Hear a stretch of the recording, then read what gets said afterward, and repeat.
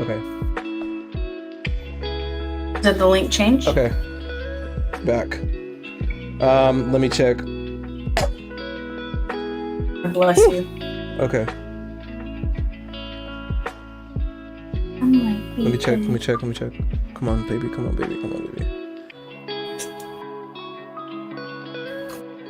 Damn it. It did. No, it didn't. It's playing the old video. Oh. Yeah. Yeah, it did. Jazz thing? Okay. Bless America. There it is. Freaking A, dude. That's annoying. Kept saying, this usually doesn't happen. It's okay.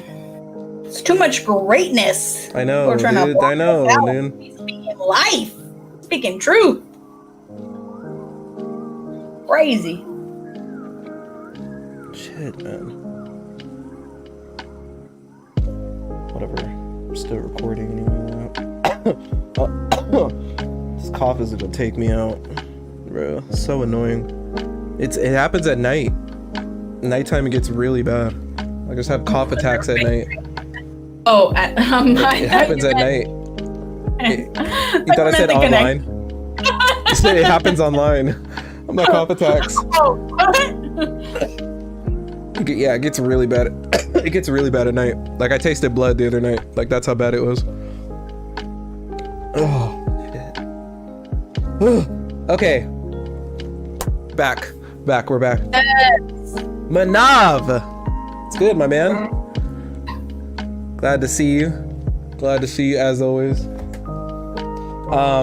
Where were we? Where were we at? What were we talking about? You were going into dwelling on the past. Oh, I was talking about the yes. So yeah, Manav, you see, we got the woman's perspective this episode. You see that? You like that, huh? I wish I could see what everybody's saying, but I can't see anything. Sorry, I'm going in here blind. So I'm just trusting what saying. Oh, jeez. No, you just said what's good, homie. Jesus, bro. What did you do? Don't mind the cough. Not a smoker's cough, I swear. Post-COVID cough. It's the vid. No, I said only happens online. Why does this always happen to me? Dude, at night it just gets bad. Like, That's what she Jesus. Anyway, okay. So back to what we were talking about. I think I was talking about dwelling on the past, talking about my bad experience and my losing faith in myself. And it made me not want to look, the people around me in the eye and tell them, because I slipped. I felt like, it's the thing about, like we said, ego, and we're prideful by nature. I thought my pride and my ego was saying, like, you're better than that. Like, why would you even do something like that? Like, are you dumb? Like, you've always been better than that. You've never been able to you've never been cracked like that before. Like, and I did. I cracked. And it kind of like, But you cracked. Yeah, it was a realization. It was like a, like we're all human kind of thing. Like we're realization. It was like a... Bring yourself back down to earth. Yep. I got brought back down to earth after that. And I really just...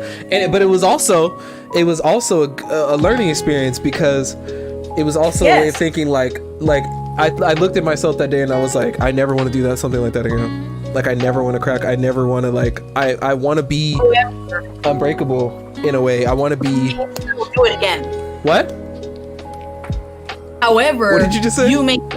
I said we may still do it again. No. Because it may present itself in a different manner. No, and unless we've learned the lesson,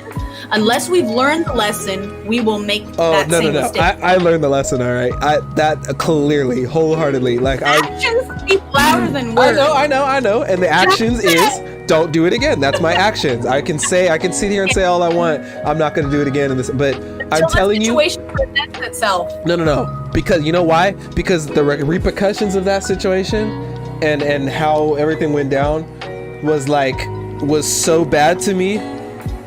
So you grew from that situation. Yes, it was so. Yes, and it was so bad, and it made me feel so, like, bad that even if I wouldn't think about that, something like I would automatically think of the repercussions, and that would be more hurtful than anything to me.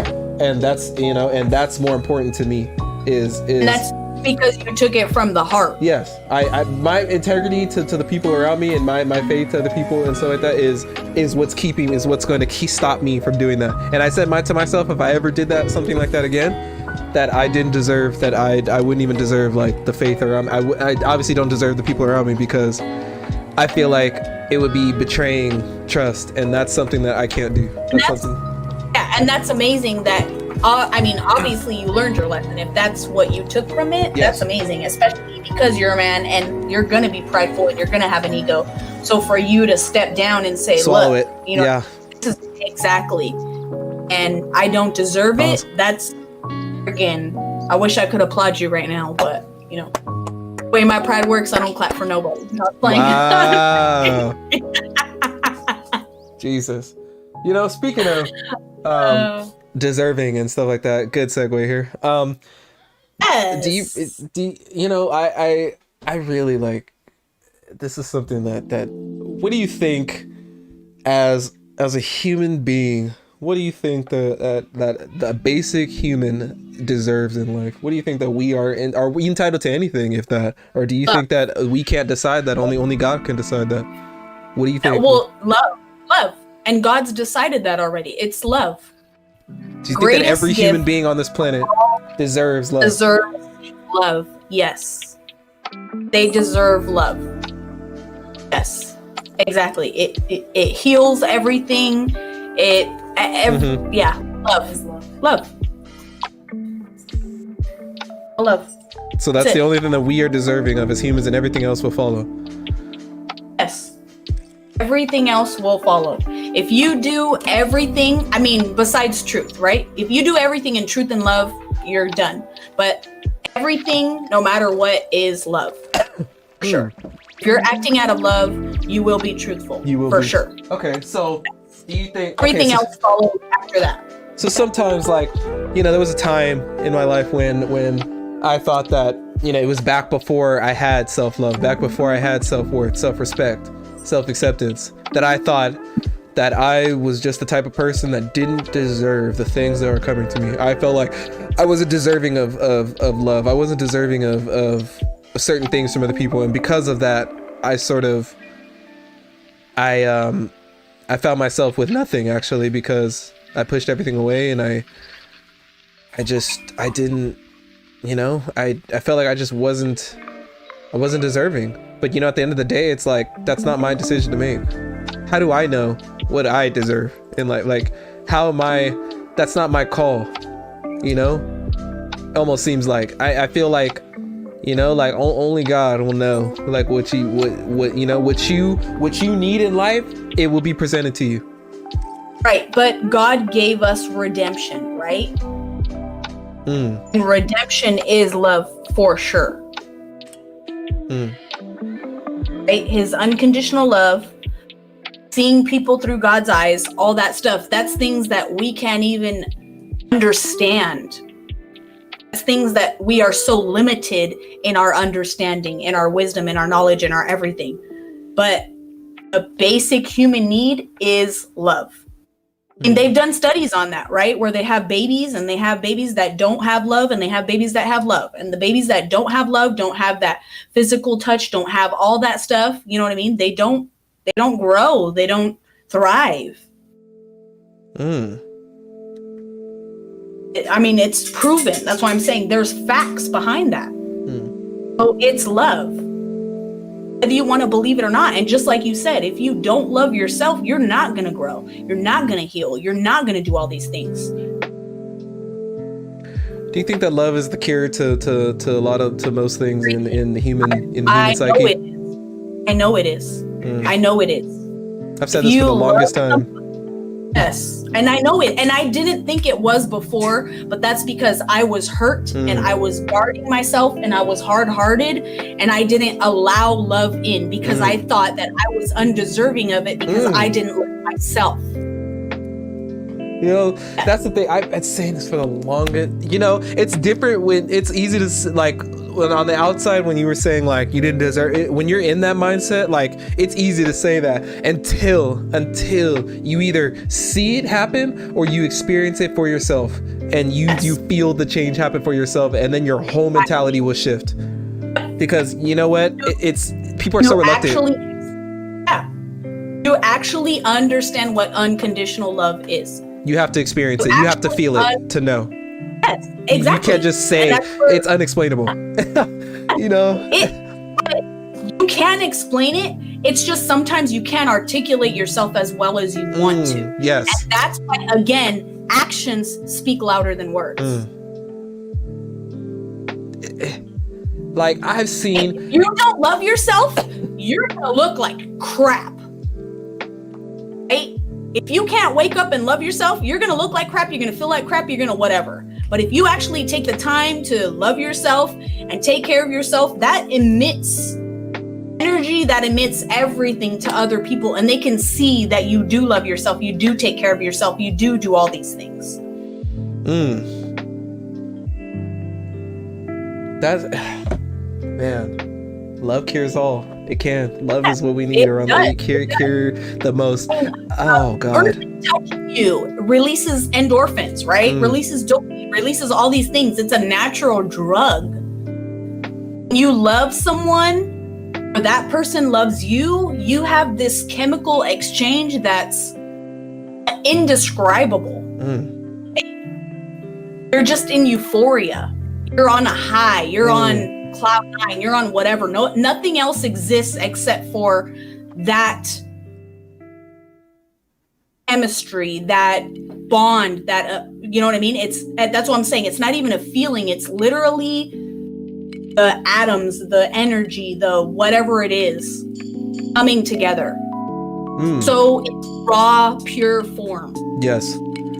And that's like it's man, love, the most powerful emotion on the planet Earth, that there is, because I've literally seen somebody go from the most frustrated, the most angry, the most just bitter. Like as soon as like some like love steps into the picture, like you could swear this was a different person. You'd swear that somebody that someone like cloned this person or something. Like it's just a complete 180 to see what just a little bit of love can do for somebody. It's amazing.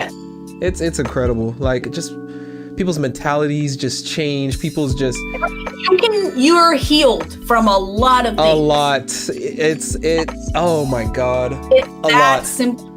It's not even that like people think.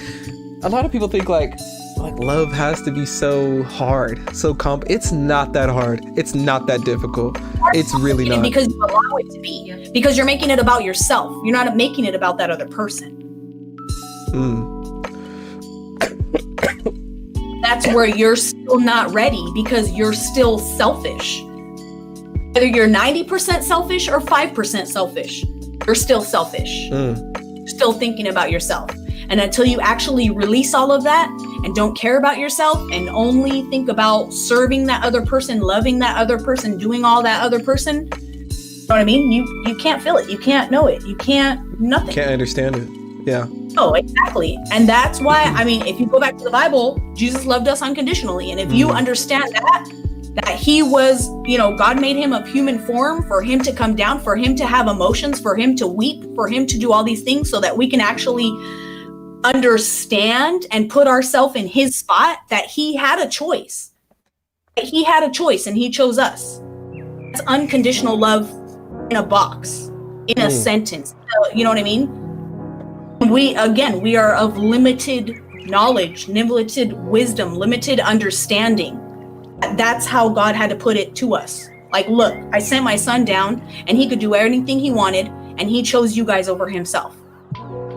And that's what life is, right? Now show everybody else love. You're not going to understand it until you read this and until you understand the greatest of all these is love, for sure. Yeah, where's my Bible at? I know it's in here somewhere.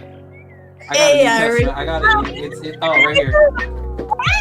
Got it. That's that I'm quoting on. New World Translation of the Holy Scripture, right here on stream, right here. Get that Bible out, whatever you Yes, need. sir. But I mean, Right that's regardless of whether you know what I mean, you believe in God, you do all these things, you can go into the Bible, you can find all these instructions. You can, you know what I mean? You can literally see the love poured into all of it. Feel it. You can anything. It doesn't even matter. All you got to do is surrender and accept it. That's it. That's hard to do. That's sometimes exactly. It's hard. And that's pride. That's part of ego. That's part of all that stuff. That's part of thinking you can do everything by yourself. Let it go.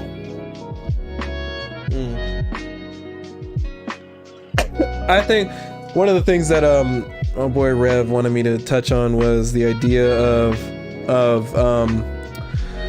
he said, where are the messages at? Rev. He was talking about, we're talking about okay, Jesus, where's it at? Oh, right here. I know, sorry. He said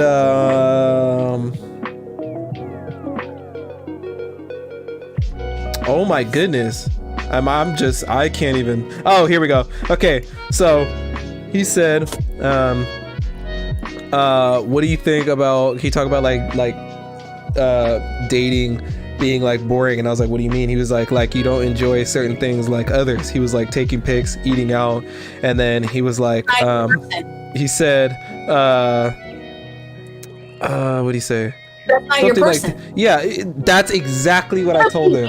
That's exactly what I said. There is a honeymoon stage. In the beginning, no matter what, you see this person, you feel connected to them automatically. It's after maybe 3 months, 6 months, whatever it is, that the honeymoon stage stops, and that's when you have to put in the work. If you put in the work in the beginning, I honestly don't think that's your person. Either that or you guys aren't ready. Somebody's not ready. Oh, shouldn't be boring, or it shouldn't be whatever. Like, no, that's not it. Or that's just not the right person, period. That's what I told him. I said, you know what? You just haven't found the one yet. That's what I said. Because I've been in that situation. Like with my ex, like there was a lot of things that she would do I didn't want to do. The foundation of all relationship is a friendship. Yes. Because that's the only way you're going to be yourself. Otherwise, you're putting your representative out there, and you're going to take all these stages to cut down all these layers that you're not. You want to present yourself to be something that you're really not. So you're going to attract the wrong people. That's why you got to be real. That's why you got to be friends be honest, first, truthful, lay it on the table. Yes, yes. Everything down, be vulnerable, yes. and just because if that person doesn't love you or like you or want to be around you for being you, it's not your person. Exactly. That's I told yes. Exactly. Because that's somebody stopping you from growing. That's somebody stopping you from being yourself. That's somebody stopping you from, you know what I mean? You're just fitting into the world now. Yes. I mean, that's right. She looks cute. She, you know what I mean? She does all the same stuff that you do. Are you guys really connecting? Heart to, you know what I mean? Like when you first see that person, you're just like, ooh, dang, that's.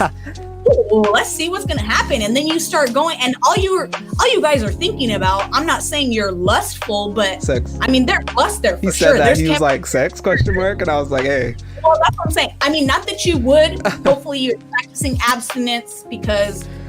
Oh Lord. I'm just saying, if a relationship is just based on sex, then it's nothing. But now, if your battery ran out, my guy, what you mean your battery ran out? I'm just saying. So we're just talking about love and being with the right person. Then that's not it. Next, everybody. I mean, you can find a cute face. You can find a cute person. It's more than that. There's layers to it. Exactly. There's layers but that's where to you find somebody who's real. I'm not saying that they're burping and doing all this gross stuff. I'm saying that they're real. They're, you know what I mean? They might check you. They might roast you. They might whatever their personality is. If it really comes out, that's it. And you are attracted to that, then that's it. Dating should be fun.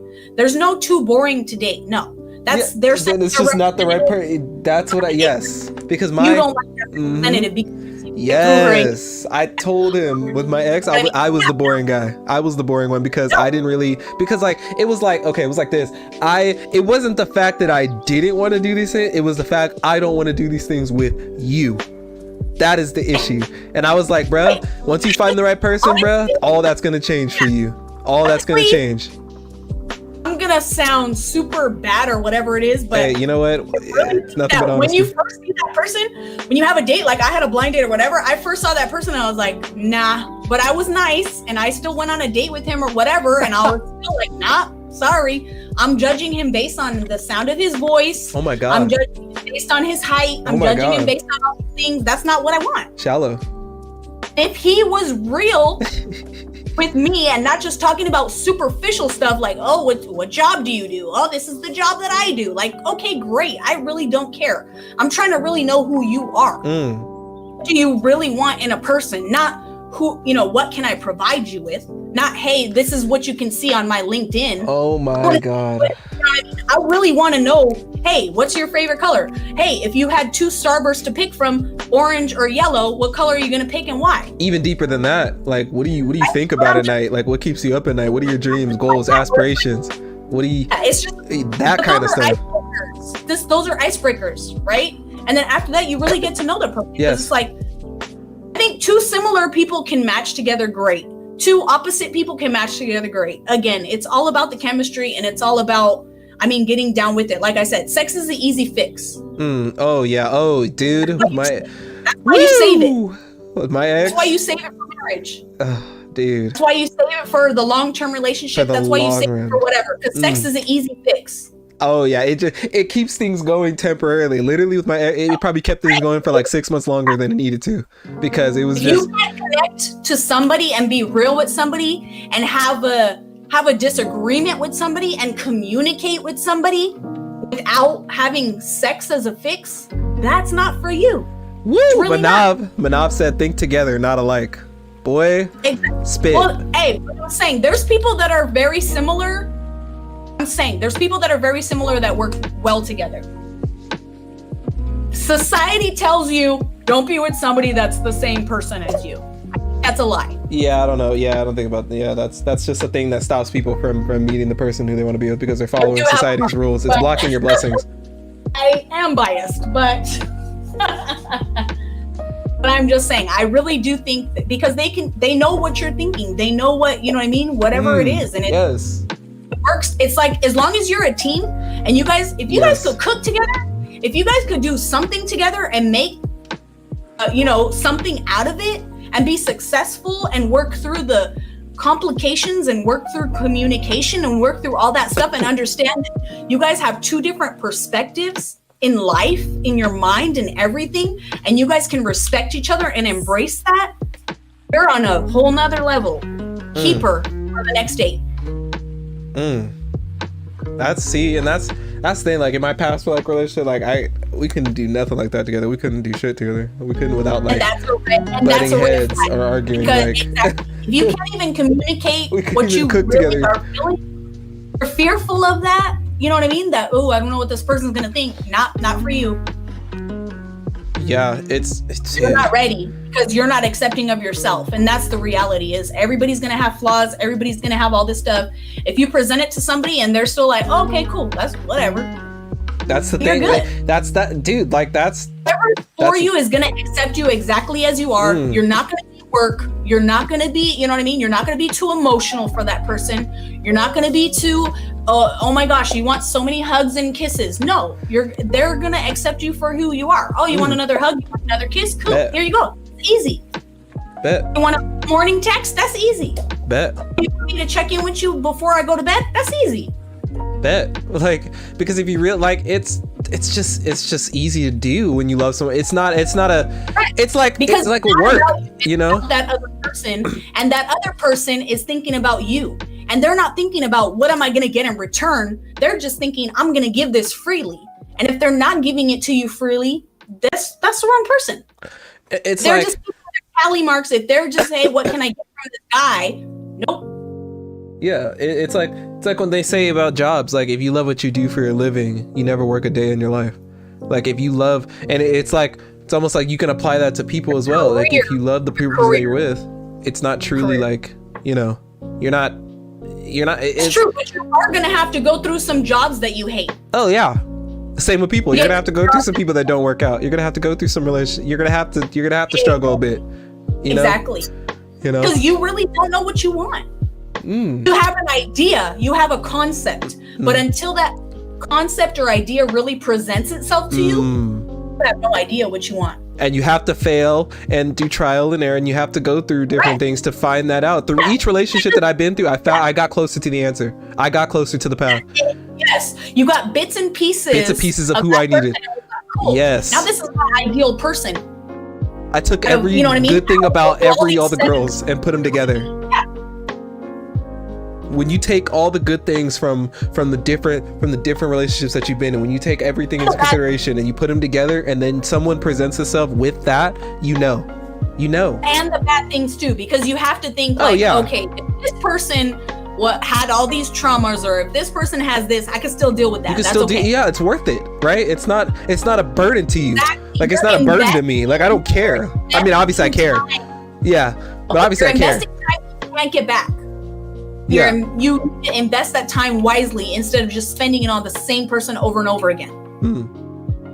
Once you push that time into it, then it's a matter of, do I really want to work with this person and get through all these hard things together? Or do I want to quit, give up, and go find something easier? I can't do this. Yeah. And do you just say that? Do you put your tail between your legs and run away, or do you sit? Do you? Am I gonna fight for this relationship? Yeah. Or am I not? I want to start over, or do I not?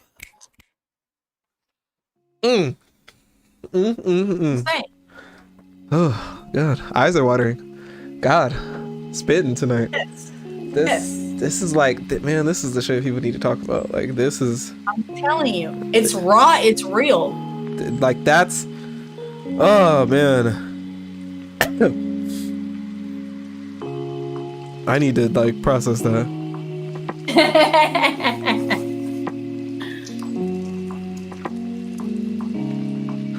But Manav said great passion.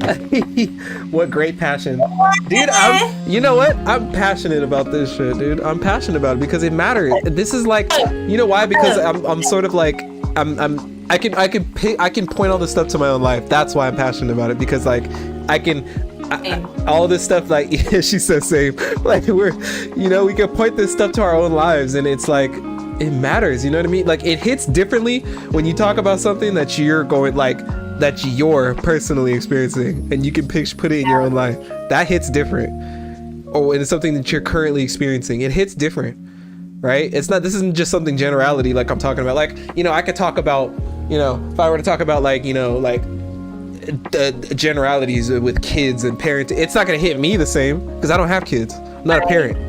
Whereas if you were to talk about it, would hit different because you are a parent. It's just different, and so that's, but the idea of like love in general is just so interesting to me, because it's just, people just make it out to be so hard, so difficult, like so unattainable. Like, exactly, but like it's only this unattainable godlike thing above in the clouds that you can't get. It's because you still have to work on yourself, because you don't know what you want, because you're not ready, right? Because you don't accept yourself, because you're still broken, because you're healing from traumas, because, there's so many facets of it that, you know what I mean? You're just not ready then. Remember, love comes from within, Manav said. I'm just saying, but just be aware that you're not ready. You can still date. You can still try and figure out what you want. Understand that you're not ready. Well, if you're not ready, though, knowingly, why would you knowingly put yourself out there in front of other people knowing damn well you're not ready? That's fair, though, because you're just dating. It's not like you're going to marry somebody. You need to figure out what you want. Well, I know, but damn, think about the other person's time, too. It's like, damn well you're not going to be with damn well you're not, but yet you're still like, someone else's time is still being used as well. Like, it's not just, Oh, but you're practicing and you're gathering things that you need to know. So you're saying like you're not ready, as in like you don't know like what you want yet, and so you're dating as in a way to figure it out. You're not ready to be in love and to freely give your love, but at the same time, you don't know what you want either. So you need to figure that out through dating. You'll figure out who you want, what you need in a man. Because then you don't care about how you act sometimes, because you're just like, well, this is just practice, so I'm just going to be myself. And if you're really yourself, then you learn how to just be all out. Okay. Right? And if somebody accepts you, then somebody accepts you. If they don't, then they don't. You can't do that at home. You know what I mean? You can't, I mean, what are you really going to do? I mean, for me, I'm a female, so I'm thinking, I mean, I'm not going to tell you guys because, you know, I'm going to find the man that I'm going to marry in a grocery store. I'm not going to tell you what aisle because I don't want people, you know, chilling on that aisle, but I'm just saying, like, that's my romantic point of view. I'm not going to go on some dating app. I'm not going to do all that stuff, but at the same time, I do want to. I've been there. I've had hey, I dated a girl on Tinder for a couple months, but don't think about it. Just saying, grocery outlet is not for me, so don't go there. Manav said, I think casual dating is a bit overrated. Casual dating is a bit overrated, huh? All right, Manav, spicy take. Okay, for reals, how? I want to know how. Hey, Manav, you might have to hop on the call with that one. Exactly. Yeah, hop on the call. Catch the smoke from me. It's not gonna be smoke. It's gonna be love. The Discord is open. Manav, catch these hands. Mina's been boxing, so you know.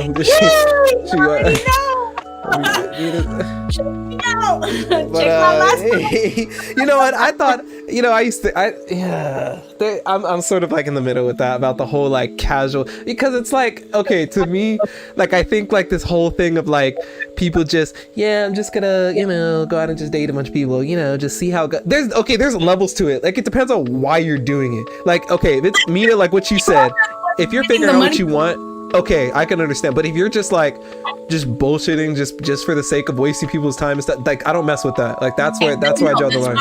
I don't do that. Like that's not okay to me. And I think that's where Manav's coming from. That's but the intention of dating someone, you're just not sure of what you want yet. So it's not that you're just casually, you know what I mean, whatever. It's you have the intention. You know, a lot of people treat it like that. It's like whatever. Like they're just going on dates just because they can. Just because they want. Well, no, I know friends. That's nah. No friends that want dinner and they're like, let me go on this app. Yeah, like that. Okay, like that. That's no, that's out. That drives me nuts because then that's giving me a bad rep as a woman. Yeah, Manav said, I think that time can be better spent elsewhere. On what exactly, Manav? Exactly how? If you're like, okay, if you're honestly trying to work on yourself and you know damn well you're not ready for a relationship and stuff like that, I think that your time actually can be spent better elsewhere rather than just dating random people. You working on yourself. You need to, you don't need to. What are you doing out at this dinner table? What are you doing out taking these shots, going out for drinks when you know damn well what you need to be doing? But if you're almost there, there's a lot of factors to this. There's intention. But it still is casual because you're not going to connect, you know what I mean? Unless you connect with somebody. Well, you don't, that's the thing. You don't know. What if you end up connecting with somebody? What if, but you're still not ready though. But you're still not, you can connect with someone and not be ready. What if that, you know, then it's like, okay, that's where the line gets muddy. Because then they can stunt your growth. Stunt your growth or let's say you think you're not ready, right? But you just, you know, you're in need for love, for some loving, whatever, stuff like that. You end up connecting with somebody, you fall in love with somebody. Let's say you fall in love with somebody, and you know, you just have this genuine connection with somebody, and you're like, wow, like, you know, and you keep seeing this person, and eventually, through seeing this person, through dating this person, you and Manav said you can connect with someone and not date them. Yeah, you can. Let's say, and you can be friends with them. That's great. But then you have the idea that you're going to be something that you're not because you have no idea of what their side of it is. Okay, yeah, but that's where that conversation needs to come in, though. That's where the honesty comes in. That's where that kind of conversation needs to be had. At that point, but that's hard. It is hard. It is hard. But you know what? Life ain't easy. You know, that's hard. It's hard to do that. To sit down and have that conversation of, hey, you know, where are we? Hey, like, you know, like, I like you. Do you like me? You know, because we're scared. Yes, and we're scared. We're scared of rejection. We're scared to take that next step. We're scared to go there. But you know what? Sometimes you just got to say F it and just do it. You know what? That's my motto. That's my way. Sometimes you gotta just be do the it. guy's motto, but when there's guys who don't have the balls to do it. Oh, of course, that's a lot. You know, because we're scared of y'all sometimes. We're scared of your rejection sometimes. We're scared of what you're gonna say, what you're gonna think. Yeah, my photo, I'd be scared too. Exactly, women too. Like, we're scared to, like, people are just afraid to take that next step. And you know what? There was another quote that I saw. It said, when the fear of change is so strong, it keeps us in the same place. And that's like, you're so scared to ruin something. You're so scared of what can happen next. You're scared of that change, of where's this relationship gonna go? Like, oh, what if it's the best thing that ever happened to you and you would never know it? Exactly. What if? What if, Vamps? Gang. What if? It's a what if? You don't know, and that what if scares people. It terrifies you. You know? Are you gonna stay? Are you so scared that you're willing to just stay where you're at and not take that next step? You're gonna risk maybe losing the love of your life. Dude, and you will never know. You miss every shot you don't take. And some people will never ever have that because they already missed it. Yeah, tell me about it. That chance already happened. It already passed by. God put that person in front of you already. You missed it, buddy. The train was here 5 years ago. The train was there 6 months ago. For real. The train was there 2 weeks ago, and you didn't step on. He gave you the ticket. He gave you the pass. He gave you the front row seat, the fast track pass. Golden ticket, and you put it to the wrong bus. Oh my freaking God! Is that who I think it is in the chat? Who? Yo. I don't see it. Tell me. It was so. You said, "Oh my." Montez. Oh my God, and telling me who? Is that you, bro? Yeah, Montez. It's the guy. Remember? The guy. Bro, God is good. God is good. Welcome back. Let's go. God is good, bro. Hey, Vamp said, niggas thought you was dead, my nigga. we had a funeral. Bro, we did, bro, I'm about to text my brother, bro. I didn't because I said, bro, nah, what a birthday surprise, bro. It's my brother's birthday, bro. We were talking about you, bro. Hey, where's your brother? Happy birthday. Where's my cake at? It's his 20th birthday. I know you made a cake for me. Where's my slice? Bro, God is good, right? All the time. Bro, what happened? Montez, you got some explaining to do. Vamp said dead ass. He said, I smoked the blunt for you. Montez doesn't have any explaining to do. He's here, and that's what happened. You know, he said, I saw that little tribute on Mental Health Monday. That's my little... Exactly. Hey, bro. Imagine watching a tribute of yourself, and you're just sitting there like, dang, bro. I told you that. I said, what? Bro, imagine watching a tribute of yourself. Bro, imagine that. Hey, just imagine that's like a little piece of what would really happen. So you know, just like you said, God is good because he's showing you how important you really are to everybody, whether you realize it or not. Bro, Montez, bro. Hey, Montez, get up on here. Where have you been, bro? We need to hear you. No, he's staying anonymous. He doesn't talk on the Discord. What? How is he anonymous if you're just calling him out? He's not. That's not even his real name. That's an alias. Oh, okay, cool. You're using a code name. I almost felt that. Vamps. He said I said some sus shit in memory of you because I knew you would like it. Stupid. I smoked the blunt for you. Stupid, Vamps. Hey, that's my guy, bro. Look at the Hayes Nation is back in full circle again. Hey, so that leads us to messages from the right person. Ooh, boy. You said, bro, you were on a trip. Define trip. Define, like, that could mean a bunch of things in this world. What do you mean a trip? Like, you mean like, you know? Define trip. But yeah, dude, hey, that does tie into, what a segue. Look at us with the segues. Montez coming through. With the segues. The Hayes Nation is back strong again. It wouldn't be the same, Montez. It wasn't the same, bro. I didn't want to stream for like 2 weeks straight, bro, because you just disappeared. I was like, dang, bro, my dude's really gone. I'm like, gonna put my ego to the side and not say it's because of me, but DMT trip, saliva trip, shrooms, what? 2CB Saliva? trip. What the? Shrooms whack. Vamp said this nigga was on Pluto while we was down here being sad and shit over you. bro. I didn't stream for like a week and a half, bro. I was like, dang, bro, my dude's really gone. Like it just didn't feel the same. Was that when the Christmas star was out?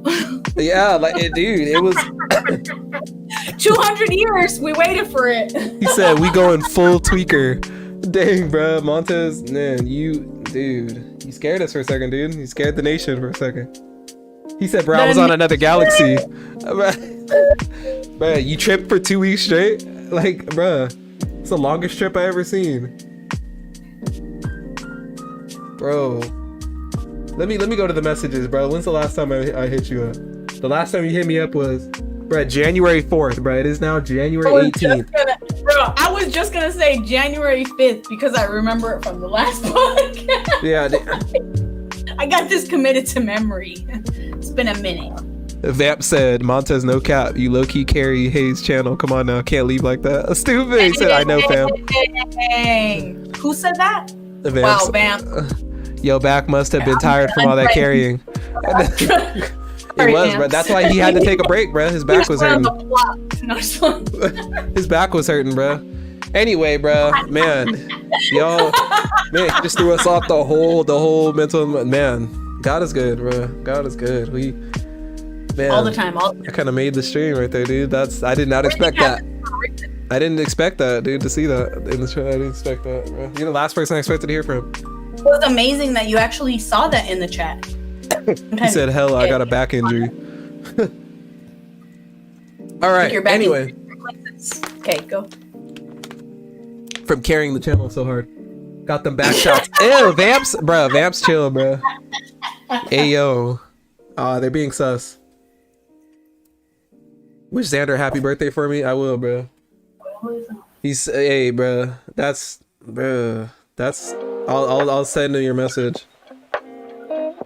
Yeah, that's great. Can you say stuff out loud? Because I can't see nothing. What do you mean? I don't see your little YouTube, the chat. I mean, if you had it open, you could see it. But, hell, I'm still waiting. You're stupid, bro. Cap. Vamp said, got them back shots from Hayes, bruh. Chill. They're being sus. He said, "Whoa, you want that thick, huh, bruh? Okay, chill, bruh. Chill." Sus, bro. Okay, let's get back to. We just got thrown off the whole. Let's get out of the homo. Yeah, this is how it is in the chat sometimes. Bruh, he said, "I'm still waiting for Hayes to let me in, but my nigga's playing me." Bruh, I ain't playing nothing, bro. The only thing I'm trying to be playing are some woman cheeks. Okay, that's it. Comedy, though, comedy. Anyway, okay, so leads us into the next segue. Messages from the right person, man. We got a very important message today from you, Montez, man. That was amen, huh? So I wrote that because in the topic list, simply because Vamp said, little does she know that Hayes is the most sus of all. No, I'm not, bruh. Don't ever. Me, actually, I'm very aware of that. No. Rev, let's go. Yeah, bruh, Rev, he's back, bruh. Your prayers. Hey, we've been worrying. Rev said too. Rev was like, I'm gonna pretend he's not gone. If you don't follow me yet on Instagram, then I mean you're pretty sus. Yeah, meet at hashtag at Flex Muscle, bruh. Flex Muscle. Easy as that. Oh, but they're talking to each other in the chat. Messages from the right person. I linked your Instagram. Mina Flex Muscle. Yes. Exactly. Actually, let me actually pull it up. Hey y'all, let me pull it up on screen so y'all can see. I'm gonna pull it up right here. Ooh, Jesus. Let me get over here on this side of the screen. All right, y'all can see, right? All right, this Mina right here. Oh, I'm not even logged in. Well, oh dang, that's a shame. Is Vamp said, I'll follow if I can slide in the DMs, no cap. Wow.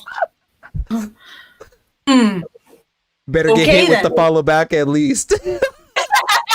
They're stupid. I'll send you an emoji. I'm just kidding. Oh, I think I remember. My I don't even remember my stupid login. No. Okay, there it is. Okay. I'm pulling it up, boys. Out. I'm pulling it up, my boys, right here. At least he being honest. Hey, that's all we can ask for is honesty. Hey, I'm pulling it up right here, my boys. Right here. This area. Honesty is the best policy. Mina Flex Muscle right here. Yay! Mina Flex Muscle right here. Wait, bro, you already see her because she's on the thumbnail of the video, for God's sakes. Yeah, exactly. Let's stop playing games here. Alright, that's alright. Mina Flex Muscle right here. Alright, y'all, for this is, she's very motivational. Look at, she's got the motivational quotes. She's got the workout videos. You know, does life feel like it's knocking you down? Good. Now realize that it's just a feeling and that life is actually giving you a better view. It might not be present. It might not present you with the strength or even the opportunity you have to bring that. However, it will show you that there's room for growth. You have everything you need for what you're going through right now. You may just not be using the right tools for the job. You check your utility belt. We got this. Be encouraged today, even if it's just for a moment. It's true. Vamp said, "Oh shit," with the eye emojis. He's horny. Yeah. Bro, it's so cool. This is actually like. I like myself. He said, "I like myself a little Latina." Get the. You're stupid, bro. All right. There. Put your dicks away. Put your dicks away, chat. Put your dicks away. Put your cock away. Put your cock away. All right. Back to the middle opening. He said, "And she could beat my ass if I get out of line." Bruh, Vamps is horny. Get him out of here. Vamps is horny. It is after 9 o'clock. Yeah, it's after. Montez said, "I am about to disappear again." Nah, I'm messing with y'all, bro. You better not. Stupid, bro. Don't do all right, chat. Put your dicks away. All right, let's get back to the topics here, bro. You just knocked us off the whole. Let's get back to your Anywho, so it's demon timing. Yeah, it is demon timing for you. Isaiah Montez said, "Latinas." Right now, usually I have to wake up at 4 a.m., but tomorrow I only have to wake up at 6. So. Ooh. He said, "A Latina's got a good head game." Vamp said, "Trust I know." Right, y'all are just on some other stuff tonight, huh? Why aren't y'all ever like this during stream normally? Yeah, for reals. I love Jesus. I know. So. We got a woman in the chat. They don't know how to act. For real. We've never had a woman guest before, so this is what to expect. So be respectful. This is YouTube. You know how it is. Yeah. Obviously, you guys are on that little demon. Christian, they're on demon timing. Thinking that people are going to give you head, not around here, everybody. They're on demon timing tonight. All right, chat. For reals. Yeah, this is we're not on that tonight. We're keeping it wholesome tonight. We're keeping it PG. And I'm a child of God. Yeah, child of God in here. Shut up, Hazy. You know Latina's got gas head too. Hey, you know what? That's not for me to speak on, but listen, I ain't gonna speak on that. But keep it clear. Keep it PG-13. I guess that was your Monday motivation quote of the day. Manav said they lucky she ain't gonna Me Too they ass. Dang! Man, we're getting spicy tonight. Let's not talk about Me Too. Spicy. Okay. And maybe don't say that out loud. Oh my god, I just read that. Okay. Anyway. Please don't say it out loud because he can be disrespectful on his own time. That's probably, is this the same dude talking about, hey, why is too boring to date? No. It's because all you're looking for is head. I mean, everybody can give you head. If you're really trying to find somebody who's trying to be with you, then, I mean, really, you got to get into their brains, not let them get into yours. Anyways. Anywho, so what topic are we on? Oh yeah, message from the right person. So, you know, I wrote this down because I wrote this down simply because, you know, sometimes things just hit different when it's coming from the right person. You know what I mean? Like, you ever just be down sometimes? You ever just be waiting for your phone to go off and it just goes off and it's just from that person that's just gonna make everything all right, and you kind of just sit back and go, you know what? I'm okay. That's all I need. That's all that. You know what? I'm good for now. You know, it was worth it. You know, like that's kind of like why I wrote that down. I think that, and that also it ties into the whole like love thing and how love cures all and stuff like that, because that's pretty much what that is. Like when someone you love, like, you know, texts you or something like that, regardless of what it is, it puts you in the right space. And yeah, or even what was it, Sunday? So Saturday, I was in a really bad headspace. Sunday, I woke up to all kinds of messages from the right people, just checking in on me and saying, I mean, and you were one of them, honestly. And they were just like, hey, just want to check in on you, just trying to see what's up, just trying to see how you're doing. And I was like, wow, that meant a lot to me because, like I said, I was down in the dumps. And I just felt, you know what I mean, some type of way. And to realize that people actually cared about me, people actually were wondering if I was okay or not. Like, it was a genuine message for me. And it was like, wow. You know what I mean? I was in awe. Like, I'm thinking I'm here by myself. Nobody cares about me. Nobody, you know what I mean? Whatever. I just lost the love of my life. And next day people are actually checking on me, and it was just so ironic because there was a lot of people that I haven't talked to in months, and all they said was, hey, you were on my mind, I'm just making sure you're okay. I was like, dang, I'm actually, and I was real, I was like, I'm actually not okay, but I'm gonna be okay. Thank you for texting me, you know what I mean? Thank you for taking the time to let me know that I'm important, or that I'm valuable, or that I'm on your mind. Yeah, just to know that, like, it's almost like just to know that, like, someone out there, you know, appreciates you. Yeah, 'cause it's easy to think that if you disappear, then nobody will care. Nobody will notice. It's easy. But to realize that there are people that notice, that care, that, you know what I mean? It's all it takes is probably a couple seconds to text somebody. You may not even realize you're making their day. Is that a way of, could we say that's a way of self-sabotage? Segue, wink, wink, wink. Yeah. Segue. Yep. Good job. Because think about it, you're that's a self-sabotaging idea, a way of thinking. Because you're like, oh, nobody's thinking about me, nobody cares about me, nobody does this and that, and that's you know, that's not really fair to the people who actually do care about you, who actually do think about you, because you're automatically assuming that they don't. You're automatically assuming that what they're thinking. You're letting your temporary feelings go into action and be the deciding factor when it's not the reality. It's just temporary. Man, you know, how do we stop self-sabotaging though? How do you cure it? How do you? For me, I get into my word and I start reading honestly, and that's what brings me back. It's like, this is not true. This is spiritual warfare. This is Satan's work. This is because it's so easy to fall into the lies that your head tells you. Manab said, that's what happens when your happiness and love isn't coming from within. Yes. Start to. Why aren't you on here yet? Some snap. I know, Manab. Where are you at? What are you doing? You need to help me. Yes, that's exactly it. When you stop for that second and you start reaching out instead of reaching inside, that's exactly what happens. You are truly correct.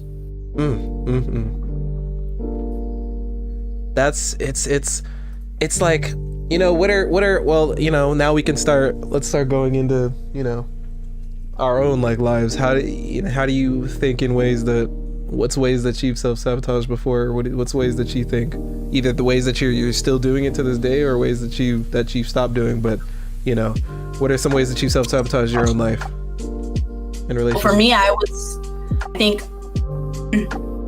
I was in a relationship that recently ended, but anytime that I had that free time and he didn't text me, or he didn't call me, or he didn't whatever, I just thought like, I'm not good enough, I'm not this, I'm not that, not realizing that other person's just busy, or that other person's at work, or that other person's whatever, and you just start thinking about all these things that are not true. Because you're either insecure with yourself, or you're unsettled with something, and you just let that populate or come to, you know, the surface, instead of realizing that's not true. I think in a way. Yeah, I done exactly the same, like just like that, like just it was more and you know it's crazy, it's like it's crazy with self-sabotaging, you know, it's weird because, you know, the definition that the word is self-sabotaging, but in a way self-sabotaging also can protrude outwards to the relationships that you have and to other people. Even though it's called self-sabotaging, you may end up sabotaging a relationship between you and someone else because you are part of that relationship. You told me. And if you sabotage yourself, therefore you're sabotaging a part of the relationship because you are in that relationship as well. And if when one piece goes down, all of it can go down. Then you better stop that. You're gonna transfer that into the relationship. You better stop that. That's exactly what happened. Literally the next day. I mean, it happens so much. I mean, we do it so often. It's almost to the point where it's almost becomes a self-conscious thing when we do it so much, and it's like we gotta catch ourselves in this nonstop race. It's becoming comfortable. We're comfortable. We become comfortable self-sabotaging. We become comfortable being self-conscious about everything, being insecure about everything. We want solutions. We want whatever. We want it right now. Yep, always want it right now. We need stuff right now, and that's you know, that's just the way we're brainwashed as society. We need everything now. We can't be still. We can't be patient. Nope. We can't just. We need everything now. We need the fix right now. We need the love right now. We can't wait for this. We can't wait for this person. We can't wait for these things. We need right now. Like everything has to be now. Like, and if you can't give it to me right now, then I'm not important enough. And I'm leaving. Then I'm gone. Then I'm gonna go someplace where I can get it. And that's the easy way out though. That's the easy decision. The easy decision is go out and get it now. And it just like I said, let's talk about this last week. It's almost like when I was talking about the choices that we have in life, the paths that we have in life, the opportunities that present themselves in life. Not every opportunity in life that presents itself is a good one. And that's something that not everything is sometimes things are there, present themselves as an opportunity, but really it's there to hurt you, to bring you down. You know, the devil has a good way of speaking his word. Hey, the devil's very persuasive. It's easy. He puts those things right in front of you. He dangles that thing in front of your face. He wants you to bite. He wants you to take that leap to go off the cliff, but you can't do it. Oh, you think you're not good enough? Cool. Here's the whole story on why you're not good enough. Here you go. Read about it. Yep. You think you're feeling bad about yourself? Oh man, you know McDonald's is having that new deal right there across the corner, you know. Yeah. You know that 2 for $4 is up and back at Wendy's again. It's not 2 for $4, it's 2 for $2. Nah, I'm talking about the Wendy. Oh yeah, the 4 for $5. What? I don't know what it's freaking called. Those nacho fries are back at Taco Bell. Hey, they're looking pretty tasty right now. Hey, that peppermint Oreo shake is back at Jack in the Box. I think that'll make you feel nice and bad. I think that's what's gonna make you feel better, my guy. I think you should partake. And I think you should pull up and get yourself a nice number 2, you know, just how we like it, you know, no ketchup or mustard. Get that number 6 combo meal with regular fries.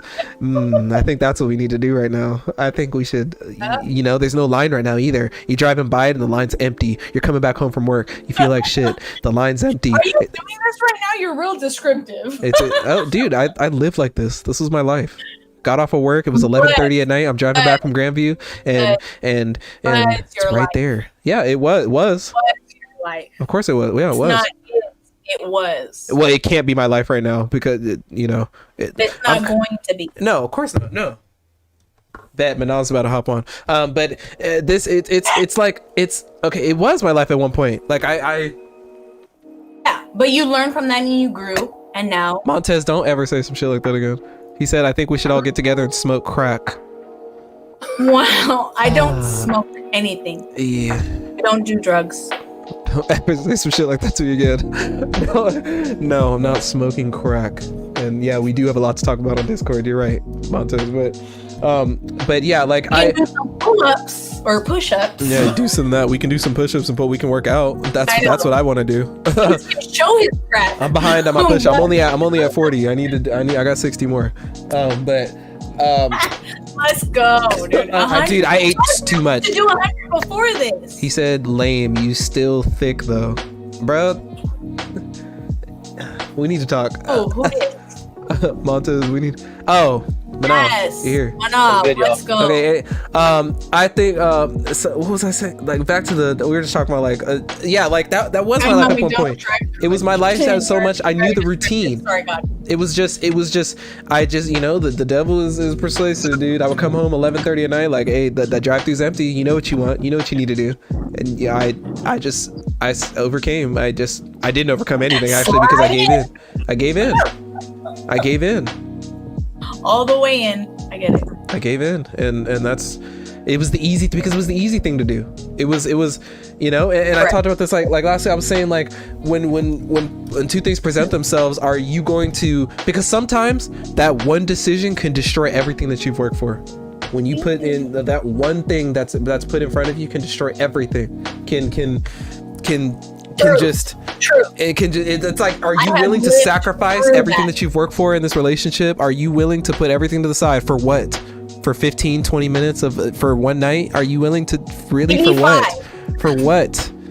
Like when you've worked so hard, when you work weeks, months for this relationship, and you're gonna throw it away?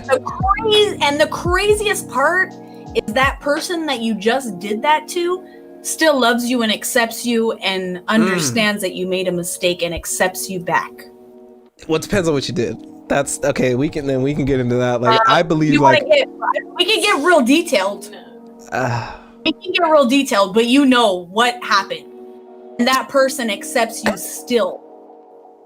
There comes a point when accepting things turns into. Maybe it's me and I'm stupid. Okay, yeah, maybe it's just me and I'm stupid and I was in love. That's what I'm getting to. There comes a there's a line with that. There's a line between accepting someone and loving someone and all that, and accepting them back, and then you just not having self-respect. Like there's a line. One person got that ticket.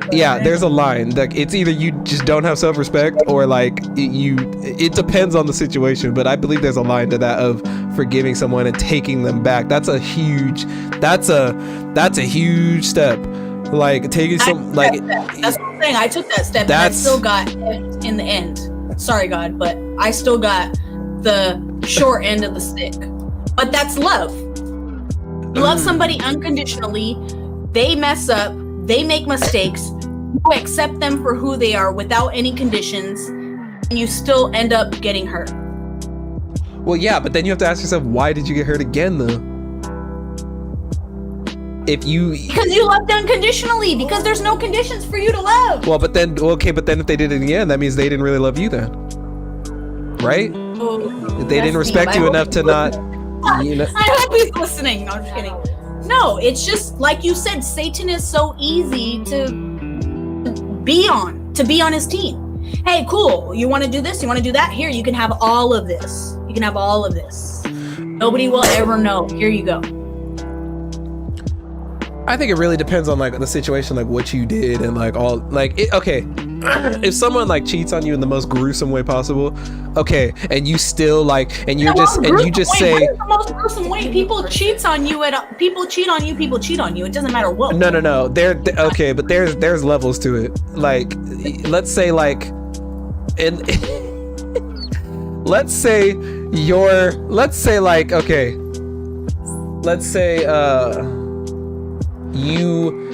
like your family, like, okay, let's say your partner like ends up like sleeping with one of your family members like while you're gone, like also like in your bed while you're, like every night. That okay, like Mississippi or Alabama. Let's not. Wait, what? Damn, you chose to pick the most extreme up. I did. Hey, I'm not talking about like in like Alabama. I'm talking about like, okay, let's say like your man like sleeps with your sister or something, like in your bed every like it just the most I'm talking like that, okay? And you say to yourself, well, I love him and unconditional, I'll take him. Like no, bro. At that point, you just don't have self-respect. Like I'm sorry. Like at that point, there's no way you could tell me. That's what I'm saying. It's like you cannot tell me. You cannot say at that point it's not even about love, and you could still love them. Sure, do what you got to do, but at the same, you need to get out of that situation. That's the worst case. You need to leave. Like there's no going back. That's less than 1% of the population. No. Even okay, but cheating is cheating, and it's like isn't that in the Bible? Being unfaithful to your partner, like dude. isn't that like Well, that's a okay, sin, a The Bible sinny is sin looking sin. at something with lust is a sin. Wait, so what? Let's not. Looking at someone with lust is a sin. Oh my God. So that's not even doing it. That's just looking at someone and having lust. I'm saying like you're with somebody, like say you're married to someone, right? And, like you're married to someone with death do us part, and then you find out they're like sleeping with one of your family members or something. Like that's a divorce. You're done. Like that's not even like. You just took it to the extreme, and I can't even come back from that. No, because it's like, bro, like I can't. I'm trying to reel you back in. you can and make a you're mistake, sure, but at some point, no. missing Like that's a choice. Cheating is not. That's a choice. That's choice. Cheating is not a choice all the time. People get drunk and don't have. Oh, dude, I'm not choice. talking about alcohol. Okay, alcohol. No, alcohol is not an excuse. Alcohol just brings out your truth intentions. That's why they call it a truth serum. It's something that you've always been I thinking don't about, know. and it brings out your true intentions. You can emotionally cheat with someone. You don't have to put your D in her. Okay, that's different. Yes, emotionally. Okay, let's say like the person's just treating you like crap.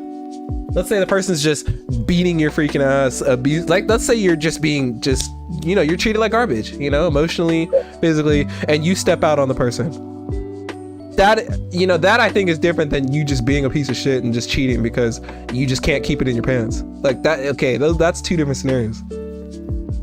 Those are two different, super extreme case scenarios. One has a reason and one has another reason.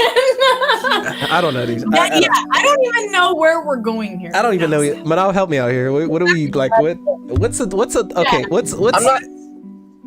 line? I don't got no extreme examples. I gave you my example. What's up? Where's the line drawn between forgiveness and unconditional love and you just not having self-respect? Where's the line? The line between love and unconditional love and you just not having self-respect. Where's the line? For yourself? Yes. Because I believe that if you don't have self-respect for yourself, that's where like simping and all that stuff comes from, and you just getting treated like garbage and you keep going back. That's where that comes in. You just don't have self-respect, or you don't have the self-respect for yourself to realize that you're better and that you deserve better. I get it now. Yes, that's what I'm saying. There's a line. There's a line. Yes, the cheating on the whole unconditional love and you can go back and forgive them like that. There's a line with that. Like that doesn't apply to everything, because you could still love someone. Yes. Okay, I get what you're saying. Yeah, you can still love someone. Yes, but you need to have a respect for yourself enough to say like, no, like I'm not going back to that. I can't do it. And that's what I'm talking about. Enough is enough. Enough is enough. So definitely the family member, for sure. You're cut. You're done. Yeah, you're cut.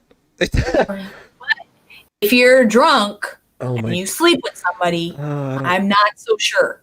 I don't know.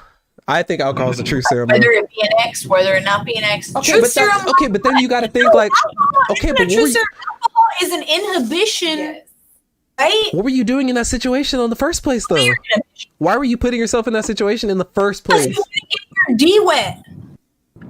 Okay, then that's like, you shouldn't. If you're in that situation, you should not. If you are in a committed relationship with somebody, you should not be putting yourself in situations to where you could hurt the other person. That's number one. Automatic. Number one. If I'm with somebody, it takes two people though, and I really think if you're incapacitated and you're buzzing or you're drunk or whatever it is, and a girl comes up to you and starts that's not your girl. Or whatever, then that's not your girl. And you know it's not your girl. Yes. Be able to say no.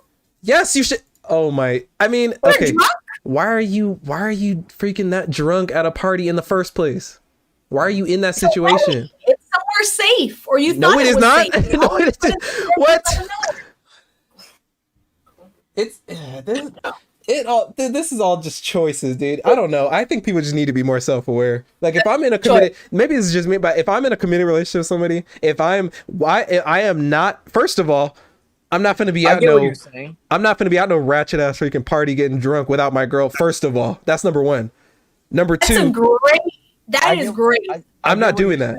I'm not doing that. Like, I'm not doing it. And I may be like alone, and you can call me whatever you want. You can call me a simp, and I don't give a damn. I'm not doing that. There's certain things I'm not doing. If you do not do stuff, if your girl ain't there, you don't do stuff that you think would hurt the other person. If there weren't think about that. Don't do stuff that she would obviously like that could end your relationship if the other person's not there. Don't do that. Be self-aware. Have respect. That's also about having respect for your partner. I'm not doing it. You can do that while you're drunk. No. I wouldn't be getting like that drunk at a party anyway. I wouldn't do that. Like, I'm not doing it. You yourself.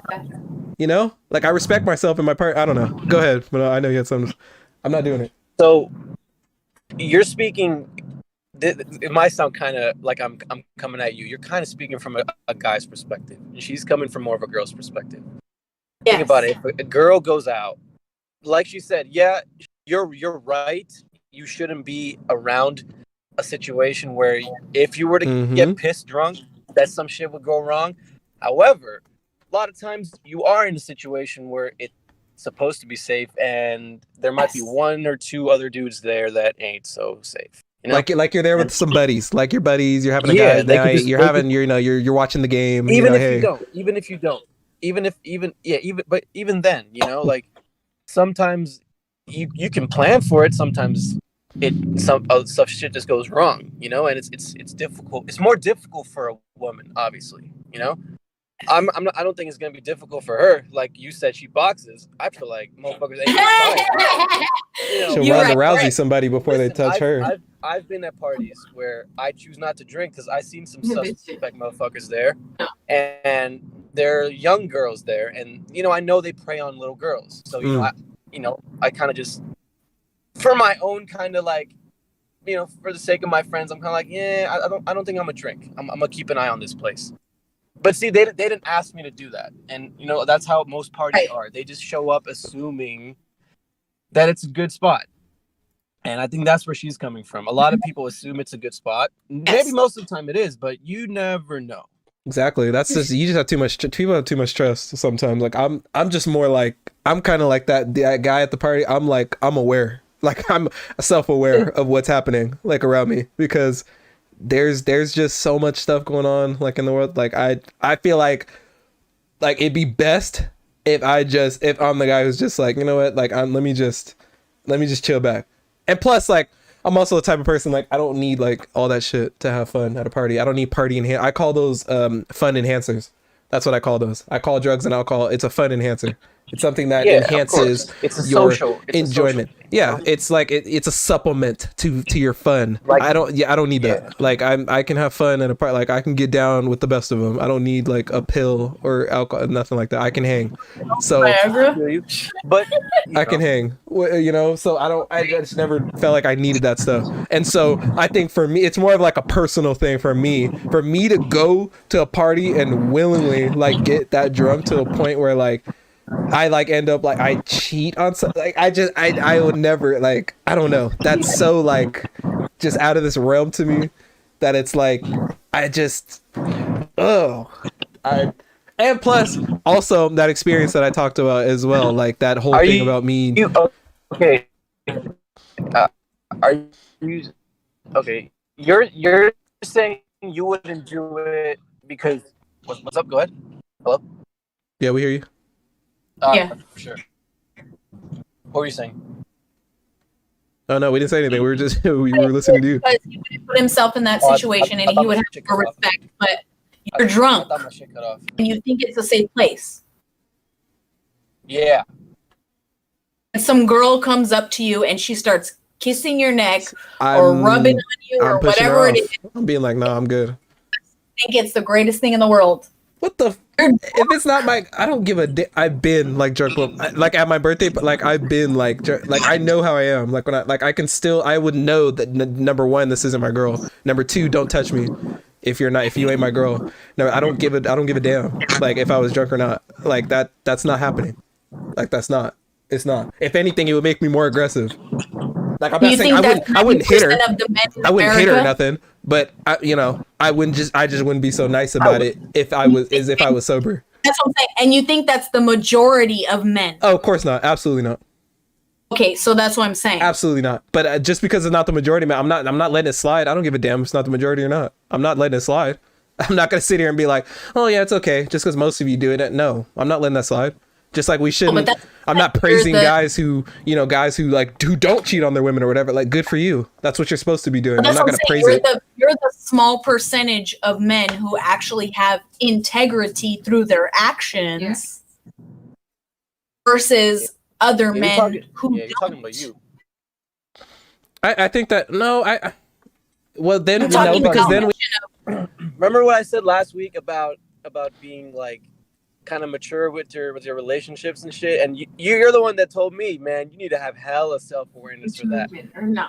You're bringing that we're talking up right about like now, the forgiveness man. and like with the exes and being friends with ex, like that whole thing. And I was like, that takes strength to do. Yeah, but then we have to assume that most guys like cheat on their girlfriends when they get. Then we'd have to assume that though, and I don't think that's true. If there's an opportunity, guys are gonna slide. No, I don't know about that. I don't know about that. That's not no. Because then we're getting into that discussion of all guys are most men are trash or most men. No, that's where we're going down that rabbit hole by saying that. If an opportunity presents itself, and nobody will know unless you tell them. Again, integrity. Nobody will know unless you tell them. You slide or not? So you're saying that most men are gonna cheat on their women? No, then we have to assume that. I don't. I'm giving a generalization of if you had the choice or the chance of sliding into somebody with no one knowing, nobody's looking, nobody will ever know except for you and that person. Are you gonna slide or not? No. Wait, hold on. What's the question? Yeah, Rayshon, what's up? No. Hey, you know what? Okay. Mina, ask the question again. This is interesting. I'm going to post this on my Instagram. This is spicy. We're getting spicy in here. I need some hot sauce. Where's the Tabasco? Yo, what the fuck? My bad, man. I just got off. Hey, I just got from my stream, so. Yo, I thought somebody was in my car. I was like, what the fuck? You thought somebody jumped in? Bro, you thought you were getting robbed. My God thought he was getting robbed. I'm light, and thought he was getting bebopped. Somebody hopped in. You thought somebody was about to... Boy, he almost turned around with the knife. He almost pulled that thing out. Oh man, dude. Okay. Presented itself. If there was an opportunity for you to get free punani with nobody knowing, are you gonna slide or not? No. Wait, first off, why are you yelling? she's passionate about this. She's like, if there was an opportunity for you to get free punani, she's passionate about this, man. Listen, okay, I think we're just gonna go around in a circle, answer this one by one. Manav, you go first. What are you doing in the situation? Be honest. What's up? It's okay. Wait, repeat it. I can't hear anybody. Hold on. Oh my God. Repeat what you said. Oh my God. Oh my God. I can hear you. Hello? Wait, I can't hear anybody. Can you hear me? Everybody just cut out. What about now? No. Freaking A, dude. Hey, hold on. I can hear everybody. He's just talking about the YouTube. No. Oh, I can hear you on YouTube. Oh, my headphones got unplugged. My bad. I'm freaking dumb. My bad. Dude, everybody just cut off. I see you guys' names. I see you guys' pictures popping up and no sound. I'm like, oh my God.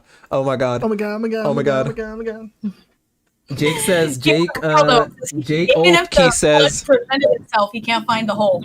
Shut up. Jake says, I don't want an STD. Hey, you know what? That's one of my biggest fears. That was, dude, for the longest time, I think it still is. I think, you know what I said? I've always said to myself, it's really a dark thought, but I've always said if there was anything in this world that would like make me have like suicidal thoughts, I think like getting an STD would like I've always thought about that. Like that's the one thing in my life that I'm actually scared of. Like it oh God. I don't know. That just That's a great thought. So obviously he wouldn't slide because he's afraid of STDs. Okay, no, we'll go around. Okay, Manav, you start. What's your answer? Repeat the question. Yeah, okay, Mina, repeat the question, then we'll go around here. Okay, so here you go. No. All right. If you had an opportunity, nobody's there except for you and the punani. If you had an opportunity to slide and nobody would know, do you slide or not? I'm gonna assume this is being asked if I was single. No, absolutely not. We're talking about in a relationship because the whole you're in a relationship. No, in a relationship. Oh, if I'm in a relationship, then no. Exactly. Okay, exactly. All right. Now, Hayes, and I think you got to be honest here. If this question is being asked, if you're single, I think the correct answer is really, that's a completely different situation, though. You're not dating any. That's so different. That's completely different. You're not tied down. You're not with anybody. You're not even talking to. I mean, that's completely different. No, and even then, I'm still gonna say no. Even then. Nah, you don't know. No, I do know. I absolutely know because it's already happened before. There's an opportunity for you to be with somebody that you connect with. Oh, okay. No, that's a different question. No, that's a different question, though. That's a different question. We're not talking about sex now. No, but I'm just saying because you're drunk. You're literally drunk. We're still talking about being drunk. Oh my god. We're talking about being drunk at a party. Oh, I'm in there. Let's do that. Hey, Rashawn said he's in there. He said, I'm in there. He said, I'm in there. I'm in there. Oh, no. We're talking about relationship first. Relationship first. Then we'll get to the single part. Okay. No, but even if you're in a relationship, if I'm drunk, then I don't know.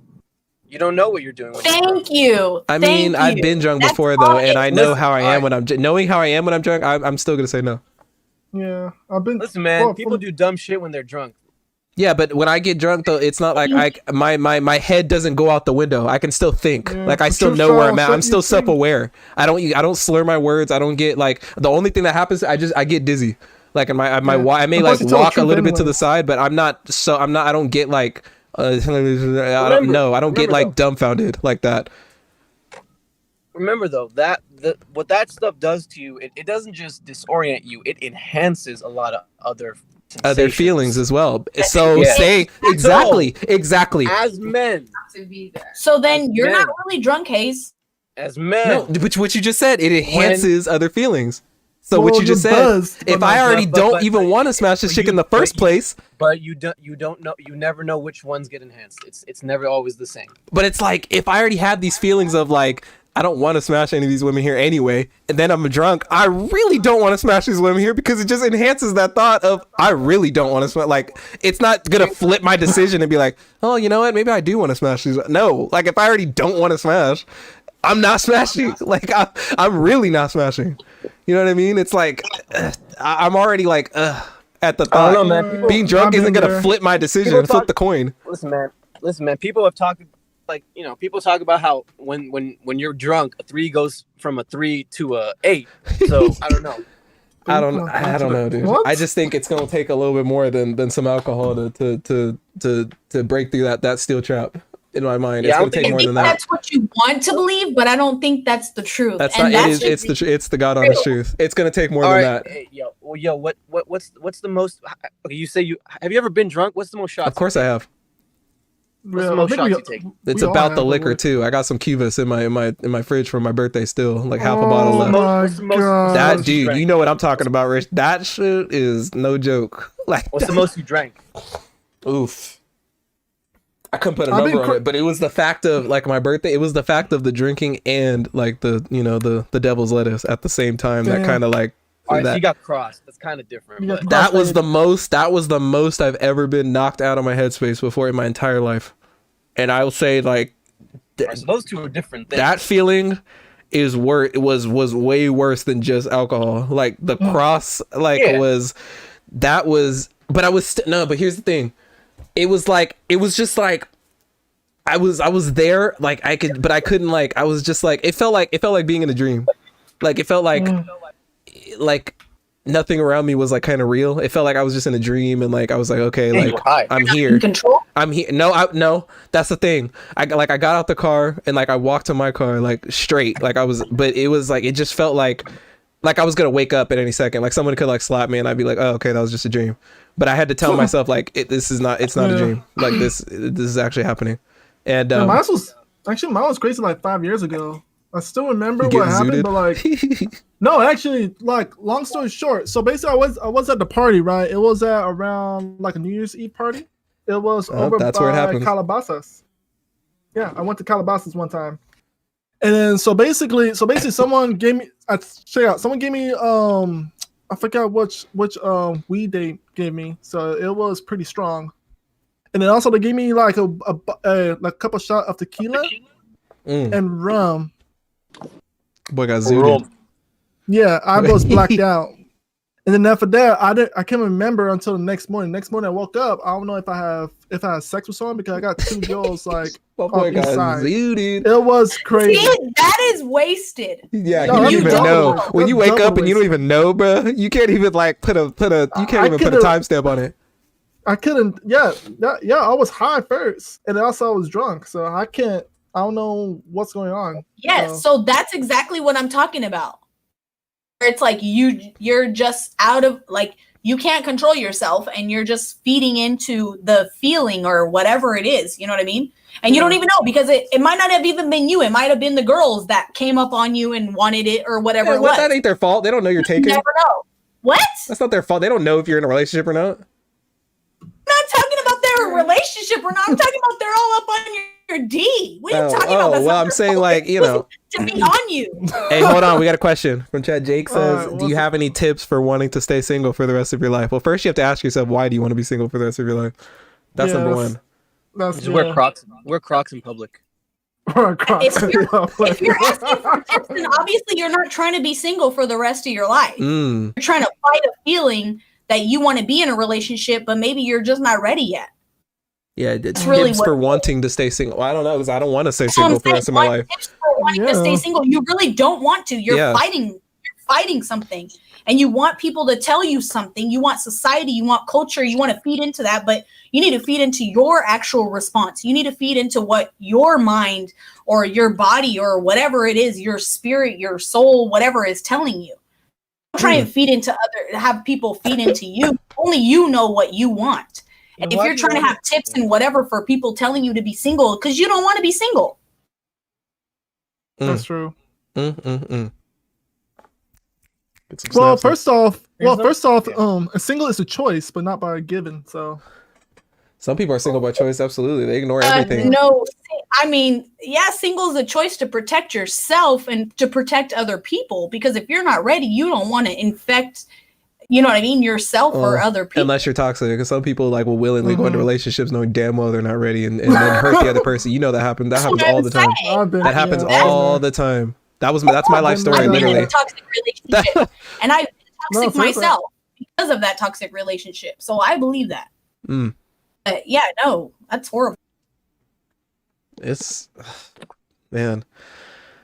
We can go on and on about love and relationships and all that. It's such a never-ending topic because it's always going to be a struggle. Yeah, but that person's not trying to be single. You're just trying to figure out, I mean, maybe you love somebody or maybe you have feelings for somebody and you're trying to fight that feeling or whatever it is. And maybe that person's not the right person for you. And that's why you feel like you need to fight it. You just need to realize that that's not the right person for you. And this goes, and what a segue. If you're supposed to be single, it just means that that's not the right person for you. What a great segue into your quote that you said to me the other day on our phone call. You said, our brains are wired for what society/culture wants from us and not what God desires from us. Yeah. Can I get amen? For reals, like God wants us to love for sure. And God wants to show us what unconditional love is. And it's hard and it takes time. And because we have to heal from all of our traumas. And that's not saying that we all have the same traumas. You know what I mean? But we all go through traumatic events that lead us to think that love is not the answer and we need to stay away from love and it's just going to hurt us and all these things. But that's not the truth. Because again, love heals all. If you can really love unconditionally. I was like, well, like, first off, there'll be no love on Wednesday because Wednesday's inauguration. I'm gonna pretend like you're high tech right now. There'll be no love. You must be in your car smoking something right now. Actually, I'm at home. I just got done streaming. Wednesday is there's no love on Wednesday. No streaming love on Wednesday. Smoking? I don't smoke at all. I don't smoke anymore. I stopped smoking when I was like 19. Quit. Oh, good for you. That's a great accomplishment. All right, well, let's go in a round table here. Jake says, pass it off to you, Mr. And One. He said, Jake says, What if I am afraid I'm going to hurt the person I care about, but I love them? What do you have to say to that, Mr. Anwin? Oh man, that is so good. What if I'm It's so raw. What if I'm afraid I'm going to hurt the person I care about, but I love them? That's a good one. It's almost like you're ready. Why do you? It's almost like you're ready because you're not thinking about yourself. You're thinking about that other person, and you care so much about that other person that you don't want to fuck up. Sorry, God. I think the answer is simple. Ask yourself, why do you think it's going to hurt them? Answer that question first. Yeah, why do you think you're going to hurt the person? I've had to ask myself that too. I've had to think like, am I good enough, or am I going to make the same mistakes I've made in the past, and end up driving this person to, to not trust me, to not love me? Am I gonna do the same thing? And that's also because you care about that person. Like, obviously, like if you didn't care, you wouldn't care about. You wouldn't be asking yourself that question.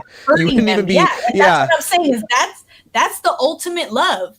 Is not think about the other person and being fearful of hurting that other person. Like that's, you really love that other person, and you would sacrifice your own feelings and love to make sure that other person's safe. But in reality, you don't even know if that other person's safe because maybe your love is going to save them. You don't even know because you're living in fear and you're retracting it and you're holding it in. This sounds like something you would want to. Who's the guy asking? Jake? This is something Jake. You're going to want to ask State that Farm. other person. Yeah, State Farm. Jake, this is something you're going to want to ask that other person because there are moments. A relationship is full of offending each other. There's just no way around it. Sometimes it's good for you, sometimes it isn't. That's something you're going to want to talk to that person about. You can't expect to go to someone else. Someone else could give you advice, but I think ultimately it's you too. So nothing we could say means anything if you're not talking to that person.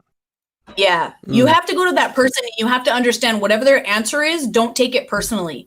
Take it as what they're saying and take it as don't be defensive and just understand that that's how they feel. That's their thoughts. That's all that stuff. And don't take it personally. Just know that you can take that and you can build on it or you can understand. But at the same time, if you're withholding your love for them and they don't even know it, like that's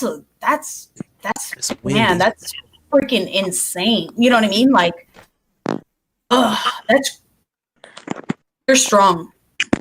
You're strong to be able to love somebody so much that you don't want to hurt them and you want to keep it from them because you have no idea that might be what that person needs.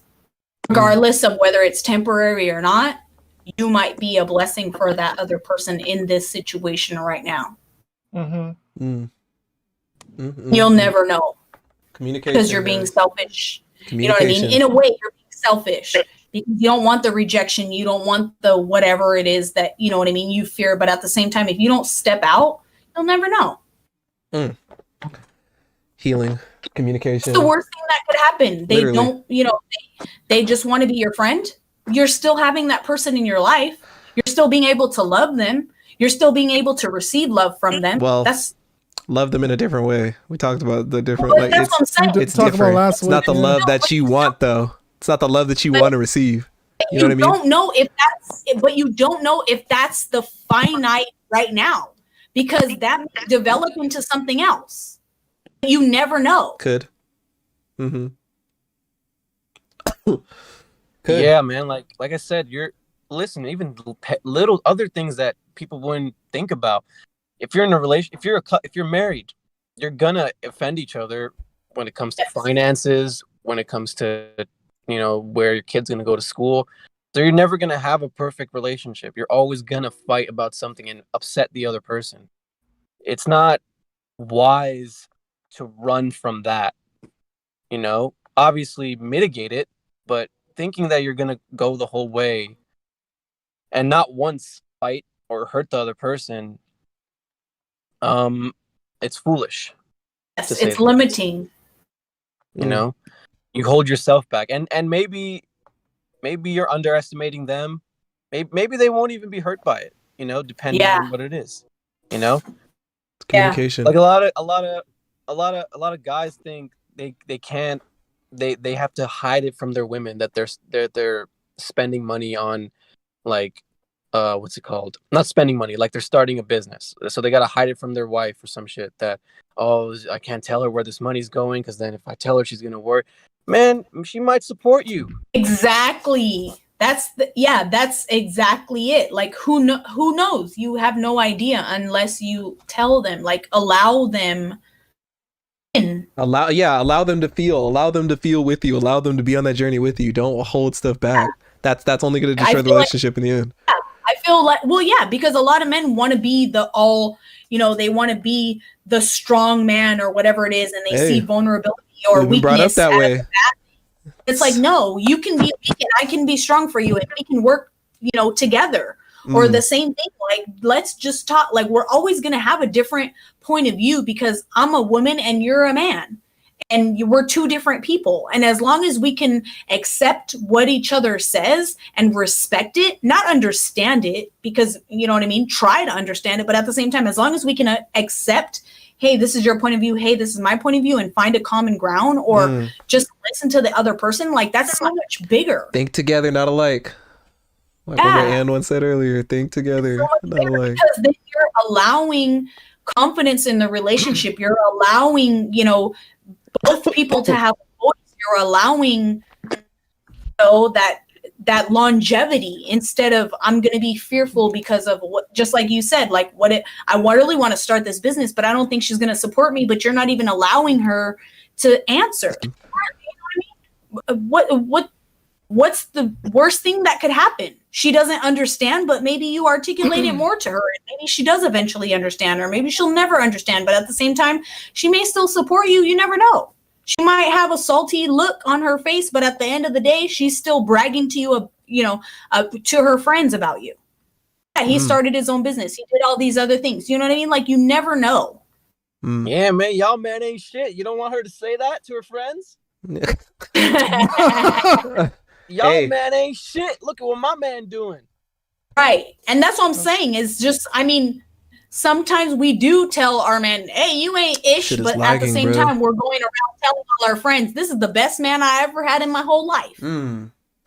That's true. And we think that's, you know what I mean? That's what we're supposed to do, to keep you guys competitive, to keep you guys striving, to keep you guys, you know what I mean? To keep your ego intact. So you guys know you really ain't ish, but really you mean the world to us, but we can't tell you that, because then we're, giving you everything, because then we're revealing it all, because then we're telling you, oh my gosh, you could stop right now and be the most greatest thing in the world. We want you to continue to strive to be something better.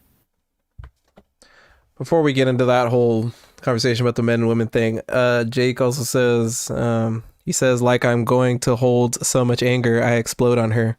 Well, that's more of your issue thing. That's not on her. Yeah. That's a you thing. That's a you problem. You haven't healed from something then. Yeah, man, what are you mad about? What are you mad about? What do you you have to find the root cause of that. Yeah, that's you. That's not her. It could be, though. Maybe it could be her. Maybe. If it's that her, she does trigger something from your past or whatever it is, that you need to realize that you obviously haven't healed from that.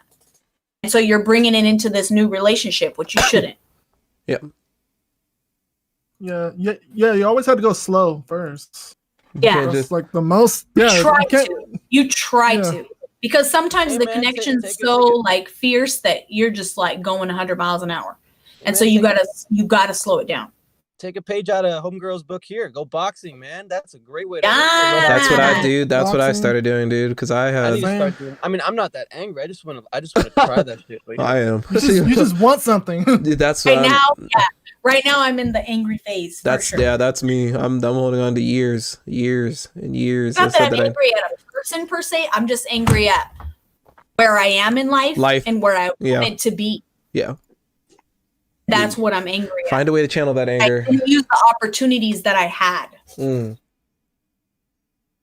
But I think, let's go around here. Let's get we can get a little personal here. We're gonna go around to the table here. What's something that you're still holding on to? Start with you, Rayshawn. What's something that you're still holding on to this day that's like that you're still getting over, or something that's still like to this day grinds your gears, that you ball your fist up when you're driving? Like, I don't know, just something that still not, still nudging you in the side a little bit when you think about it.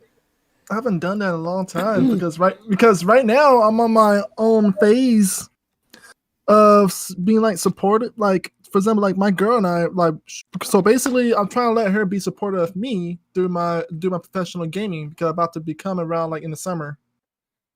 Mm-hmm.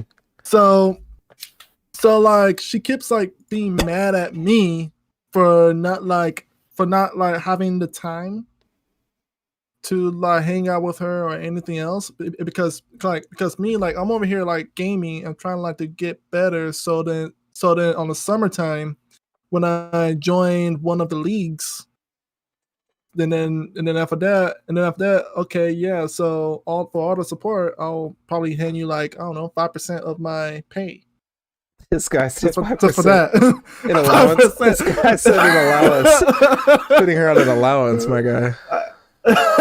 No, like, yeah. So right now, like, I'm still mad about like what I did to myself. I should have. Well, what I would have done is, like, okay, after I finished streaming and everything else, I was like, oh, I'll just talk to her and to see like, I don't know, is she okay and stuff like that, because she and I were like kind of like a long distance, but like in the weekends, like, we always like hang out, probably spend the night in each other's house and stuff like that. So you're worried. So your thing is like, you're afraid of like this, maybe this relationship going sour because of, what you're doing and what you're pursuing. Because of what I'm doing. Yeah. That's, yeah, that was a problem with my ex too.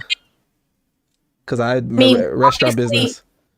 It's long distance though, so it's different. So it's not like if you get a time where you're saving your game, you can ask her for a kiss or anything like that. Like, that's what, before, when I was in a relationship and he was playing games, he would ask me before, and he'd like be like, hey, can I play games? And I was like, yeah, sure, of course. And then it was like every time that his game saved, he would like ask me for a kiss, or he would make sure that I knew he was there with me. You know what I mean? And it was like, that didn't bother me, because then it was like, I get you, you're trying to conquer this game and you're trying to win this game, but at the same time, you're still letting me know that I'm here.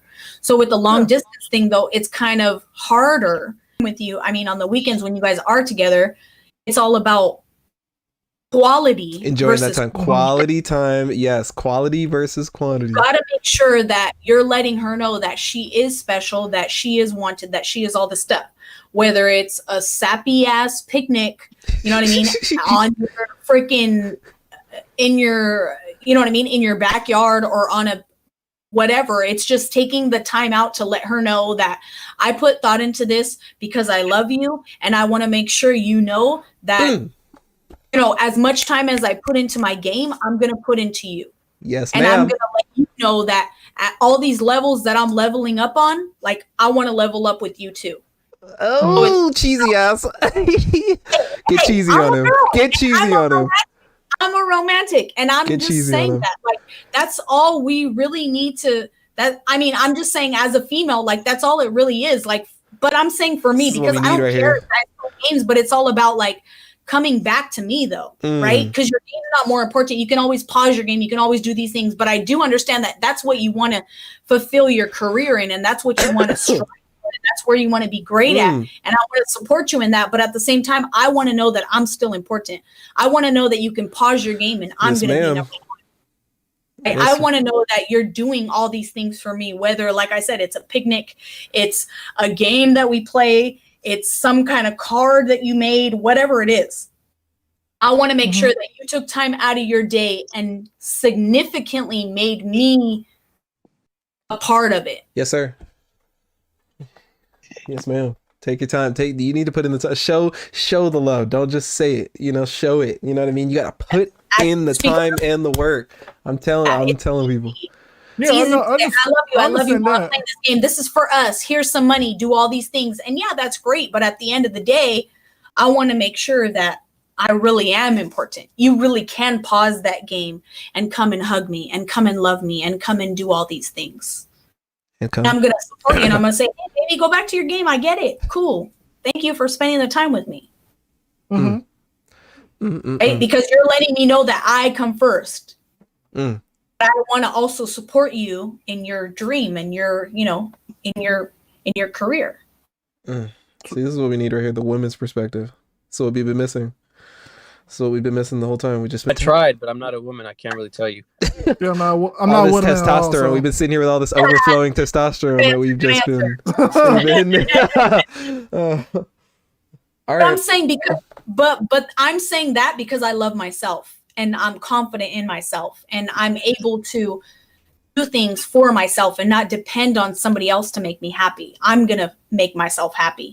But at the end of the day, I still want to know that that other person loves me and cares for me and will spend time with me and pause a game, not pause real life. Yes. Well, all right then. Take it over. Go ahead. And plus that, I don't want to like turn this relationship into toxic. Like I was like, okay, so I don't want like to do for example, like we both in a long distance, right? And we always spend time on the weekends, right? But like if I'm like so busy, I know that I'm working a lot and also I'm gaming a lot and stuff like that. Yeah, sometimes that like all she want to do is not just like go out with me and hang out with me, but like she always wants to be in control of me. Ooh. So basically she almost like ruins it because she kept like texting me and stuff like that and tell me like she thinks that I don't love her and stuff like that. And I was like, okay, I love her so much that right now, like I'll keep talking, or I'll text you via chat or whatever, like after I finish. That's where she just wants the attention and she just wants to know that she's more important than the game. Yeah. Oh, we're in relationship therapy tonight. Yeah. It's hard. And that's what I'm saying. It's hard to disconnect yourself and your feelings for that other person's aspirations and dreams. Because you have to realize that I'm okay with myself. I'm content with myself. And I want to support him. And I know that he loves me. And you know what I mean? That goes into the self-sabotage too. Because then you think, oh, well, the game's more important than me. That's not the truth. That's not the reality. This is something that he wants to strive for. And you should want to support him because you love him and he loves you. And you realize that in that free time that he has, he is going to text you. He is going to call you. He is going to, you know, whatever. That's where you just have to have confidence in the relationship and security in the relationship. And that's where there's something that maybe she's not expressing that maybe she's afraid of or whatever it is. And that you just have to be real and say, you know, what is it really that you're looking for? I mean, be honest with me. I'm not going to take it personally. Just what is it? I'm trying to do everything that I can to let you know that you are more important than this game. I want a career in this and I do see myself going so far and I want to take you with me. It's hard because I want to make you happy. But I also want to do this for me, but for us, right? Just like you said, like I want to give you a percentage. I want to make sure that I can provide for you in all aspects. And that's the reality. And maybe that's not what she's hearing through your actions or took the words out of my mouth, Mina. Whatever it is. Yeah. And you just have to let her know that. It's assumed, maybe, but it's not, you know what I mean? It needs to be verbatim. This is it. So that there's no miscommunication. There's no, you know, false interpretation. There's no assumption. This is what it is. Yeah, this is like one of my biggest fears. It's just losing someone that I really love. And that's the fear of every relationship, that you love somebody so much that you're afraid of losing them. Yep. Yeah. Yep. Absolutely. Absolutely. Yep. I know what that's like. That's, yeah, it's, that's the vulnerability that if you tell that other person, I would say don't tell somebody that, because from my own experience, it has gone bad, because then they're like, oh, cool, she's all in. Oh, what? You know what I mean? Rashawn, you said this was long distance, and that's what I'm saying. Yeah. I would love to say be vulnerable and tell her that's how you feel, but honestly, don't. I've done that, and Well, yeah, but that's you though. You can't put that on everybody though. That's not going to be the same for everybody. That's why I said from my personal experience. Yeah. I told that to somebody because I wanted to be vulnerable, and I think it ended up messing me up in the end because they were like, cool, she's all in. Cool, she's afraid of losing me. Cool. I got all the confidence now. And all I was looking for is, yeah, I'm afraid of losing you too. And it's like, cool, then we don't have to be afraid anymore because we're working on this relationship and we're fighting for each other and we're all in. Yes. Thank you. Hold on, I think Rashawn, you said this was long distance, right? Long distance on weekdays, short distance on the weekends. Long distance on a weekday, short distance on a weekend. Yeah, you could probably just on weekdays. Weekdays is long distance, yeah. Yeah, because she lives in. You could probably set one day aside on the weekdays and like video chatter for an hour or something. Ooh. Yeah. Yeah, mostly do because sometimes I work and stuff like that. I mean, just set one day aside and keep it that way. Don't do it every day because then it might feel like a chore. But yeah. Yeah, and she needs to feel safe and secure without seeing you. It shouldn't have to be like, you know what I mean? I have to see him. I have to talk to him to feel safe and secure in this relationship. Mm-hmm. That's not how it should be either. All right. Well, moving on here. So Mr. Anwen, what's something that's still giving you a little pain in the side here that clenches your fist once a day or once a week? What's something that you're still kind of dealing with? I don't really think I have anything like that. Ooh. I mean, nothing like that. Maybe, once in a while, if I'm like reminiscing, I'll think about something. Like we were both runners. Yeah. I got, once in a while, think about that. Like, man, I should have done that. But nothing really eats away at me like that anymore. Everything kind of teaches you something. I'm not really caught up in much anymore. There was a time when I would think about that like one particular race over and over again, but that one I'm loss. over it. Oh yeah, that's me. I remember that. Yeah, thinking about like that. how I didn't make it to like be like the I needed that one time to go. That's still sometimes I'm like, oh God. Like, there's video. Yeah, there's video of that race on YouTube. I used to watch it over and over again. But I'm over that now. It's Yeah, just move on. I don't hold grudges. It's unhealthy. Yes, it is. All right, Miss Flex Muscle over here. What's your turn? What's something that's eating at you on the daily? What's something that's Well, I recently got dumped, like literally on Saturday. The reason why was because he said I was emotionally unstable. Example. I want to believe that I'm an emotional person, possibly, but I wasn't like that before. I just recently started being like that. Because, like I said, I was hard-hearted before and all that stuff. So now I have empathy for people, and now I can relate to other people. So yes, I have a lot more emotions going on. But at the same time, I just want to believe that, I don't know, maybe he wasn't ready. I don't know. So that's what's kind of eating away at me was that him projecting how he felt on me or what he needed to work on me? Or is it real that, I am emotionally unstable? I don't know. Could it be a mix of everything? I just had 2 deaths in my family, mind you. So yeah, I'm going through a lot. My landlord's trying to evict me because she wants to make more money and do all this stuff. I had a business for 2 years and it just went under because of COVID. So, I'm dealing with a lot and I want to say I'm keeping it all together, but at the end of the day, maybe I was just being too vulnerable. I don't know. So that's kind of what's eating at me is, am I being a woman and being emotional, or am I really being too needy? Stress. I think is.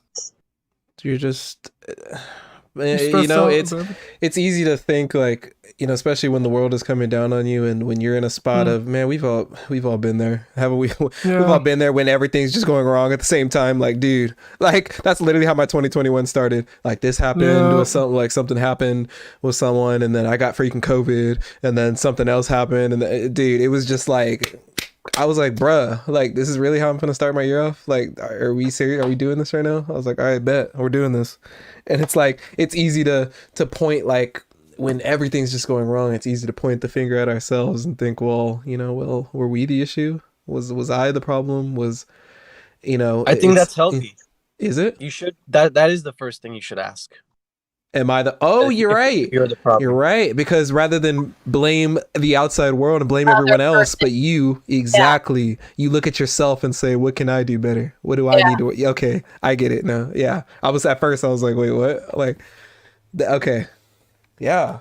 It's self-growth and thinking about that first. That's the first step. You know what? I thought about that when I was, you know, my situation, I was like, dude, like, what do I need to do? Like, what do I need to work on? Is this something that, you know, what can I do so that I can come back and be what better? I told him was, okay, then what can I do? Because at first he was like, no, it's not you, it's me. And then I was like, okay, that doesn't seem right. I don't understand. But it was you because you're too emotional.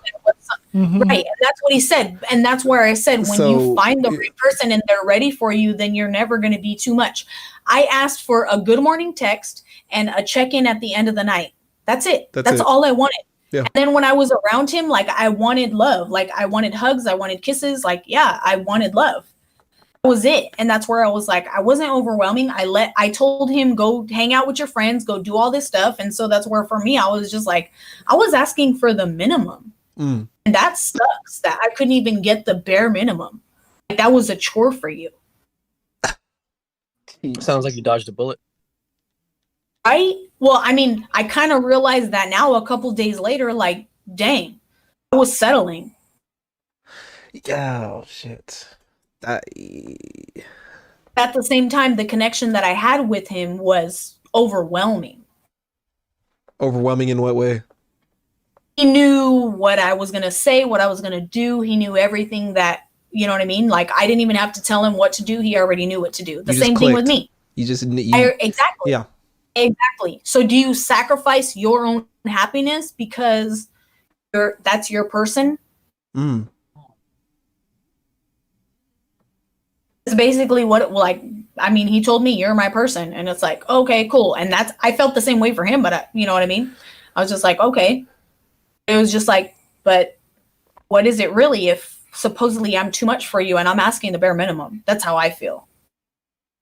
Because I could be extra like these other girls. Please don't. I'm just saying. No, but I'm just saying, like, while you're at working, I could be asking you, what are you doing? Why aren't you texting me? Why aren't you this? Why aren't you that? No, you're busy. I don't have stuff to do. That's why all I want a good morning text to let me know that I'm important and you care about me and you're going to take some time out of your day, whether it's 6:00 in the morning or 10 or 11 o'clock in the morning. Like when you get some time, just text me good morning. And then before you go to bed, just let me know that you're thinking about me. That's it. I want to be the first thing on your mind and the last thing on your mind. That's it. Whatever capacity you want to give me. That's where I said, for me, I thought that was the bare minimum, not knowing that I guess that was a chore for you. Now, yeah, but here's the thing. Do you think that's more of an issue on your part or his part or somewhere both or somewhere in the middle? I think that's more of an issue on his part. For me, I was settling. And I don't realize that until now because it was like, dang, I'm hecka basic, bruh. Really, like I'm not trying to call myself basic, but I'm really not asking for much because I'm satisfying myself. I don't need you to satisfy me. I'm satisfying myself. All I want to know is that we're still attached somehow. You're still thinking about me. You still care about me. And that's not to say that I'm not going to reach out to you either, because I don't want you to I want you to pursue me, but at the same time, I want you to know that I love you too, and that I care about you too, and that I'm thinking about you too. Jeez. It's a tough one because it's like if you honestly, like, if you both know That like this is do you think that again this is just another case of, you know, right person, wrong time kind of thing, or do you think this is like this a sign I do think that possibly we forced our time and it wasn't our time and we forced ourselves to be together. Yeah, I was gonna say I do that. honestly think that. And I do honestly think when we're both on the same time that we will work together. But then again, who knows if something better might present itself and I might just go for it because I don't have time to wait, but that it's not worth the wait. That no, it's not that it's not worth the wait. It's just that I want to believe that person's going to change or that person's heart's going to change. It might not. Yeah, but that's the thing though. Yeah, but some things might never. It might not ever happen. That's the thing though. That's the thing about. That's what I'm saying. Am I gonna and love and that's. You could say that about, I could say that too, but it might not happen. It might, you know what? But I'm here for it though. But it's, you know what? But it's worth the wait. It's worth finding out. It's worth it. But I was there for it through all the crap, and that's what I'm saying. I was there through the cheating. I was there through you not knowing what you wanted and you went back to your ex. I was there for all that. I forgave you for that. I unconditionally loved you. And now you feel like when you're going through something, and now you see me at my best, and now I'm at my worst, and you can't accept me for who it is. But I just got all your worst. I was still cool with it because I loved you for who you are right now. I'm not looking for your future. I'm not looking for you're going to change. I'm loving you for who you are right now and accepting you for everything that you are, flaws and all. Come on. Now. That's true unconditional love. No matter what you do, no matter what you say, I love you for you. Preach. I felt like that in my last relationship with my ex, actually, because I was there throughout like all like the worst, like her worst periods. Like I was there for like all that, and then like for you to turn around and like cheat and be a thought and do all that, and when I'm at my worst, and then you leave. I didn't even notice they were at their worst because I was there supporting you. Because I was there trying to help you lessen the pain by being there. Because you can do better, or you can do whatever, or you got to be by yourself, or whatever it is. Like you, just because I didn't throw it in your face that I was there for you, just because I didn't throw it in your face, all the crap that you did to me, because I'm not that person. That's tough. That was out of pure love. That wasn't out of let me keep my tallies and make sure we're even. Oh God, it's tough at that point because it's like when one person's there for like the roughest portion, then when the card gets turned around, when the coin gets flipped, then it's like, oh God, and that, you know, it can honestly feel like betrayal, because that's what I felt like with my ex. I felt like it was a literal betrayal, because it's like, bro, like I'd never felt so betrayed in my entire life. The saddest part is I was like, if this dude was at my doorstep right now, crying or not crying, and just telling me he's sorry and he wants me back, I would be an idiot and just say, okay, fine. Let's go again. Okay, see, nothing ever happened. And we're trying to break me. This is the line right here. This is what we talked about earlier, and this is where the question comes up again. When does it become a point of, yes, loving unconditionally and all that, but then when does it cross over and become a point of just, you're not respecting yourself enough to say, you know what, enough is enough? And this is where the question has to be answered. And it's one of the hardest questions. It's one of the hardest things to come to terms with, because it's like you don't want to accept the truth, but yeah, that's where I realized I would be dumb to say, yeah, okay, I'll take you back. But that's just where my heart is, because I could forgive him for anything. Jake and says, guys honestly don't realize what they have until it's gone, until it's out of sight. You don't realize that you miss that person. You don't realize that you love that person until it's like, oh my gosh, she's so irritating, but I wouldn't want her out of my life. You wouldn't want to say, like, you don't want to see her with anyone else. You don't want to see her. Yeah. I love her. Yeah. You don't. Yeah. That's what love is to guys. Is like, she's so irritating, but I still want her. Yeah, like she pisses me off, but damn, I love that girl. But she ain't on there, but I want her. Exactly. Bro, I honestly think that's what it is for guys. Sometimes it's sacrifice. It's what's the word I'm looking for? Not putting things to the side. What is that word? Like, this girl is off the chain, but I still love her. But I can't, you know what I mean? Compromise. There you go. That's the word I'm looking for. For sure. It's putting things. We talked about this before last week, I think, Mr. Anwan. We were like, we talked about like some things that you would be willing to put to the side that wouldn't bother you because you love this person, because it doesn't bother you. You know what I mean? You know what I mean? It's bigger than that. It's personal, right? Yeah, I think you said that. It's most likely, yeah. It's personal. It's bigger than just the surface level things. It's bigger than what other people find negative. It's bigger than what she finds negative about herself. It's personal at that point. And so we're like, you know what? Damn, this girl pisses me off. But you know what? Like, I love that girl. And yes, I've said that to man. It's like, dude, like, this girl drives me nuts sometimes, but that's what I love about her. It's like, it's... Yeah.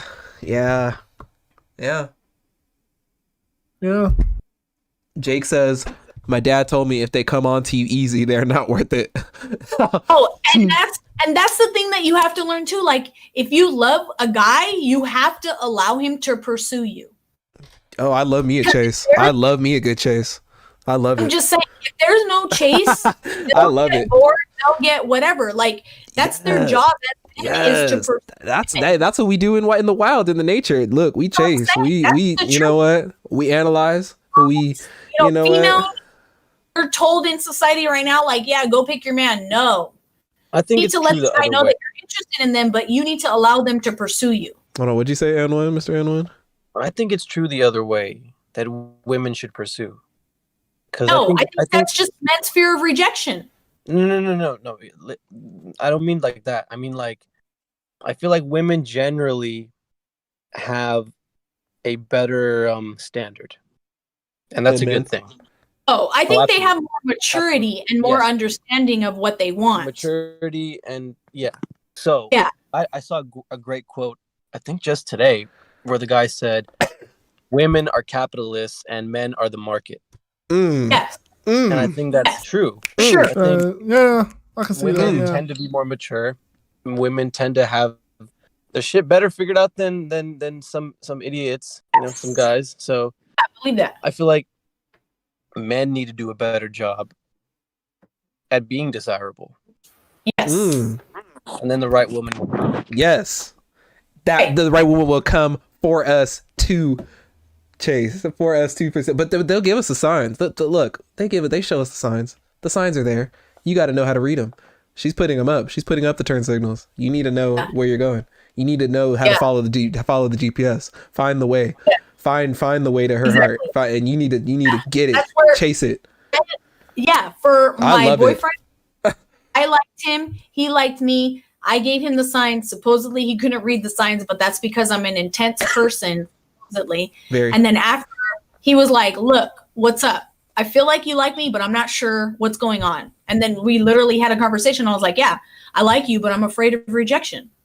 What he just said, he like, well, there you go. There's no, it's But and then he was like, "Why would you think you would get rejected?" And it was like the stupidest thing, because it was just like, okay, we both liked each other, we both connected, we both all these things, and I would have lost it all if I wouldn't have, if I would have lived in fear and not just said, "Yeah, me too."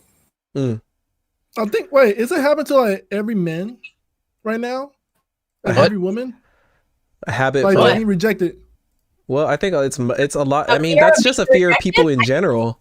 That's exactly. That's a generalized thing. Like, people are people don't want you don't want to hear people say no to you. Successful. We strive to be successful. That's our one, I think, human trait that everybody wants, is to be successful.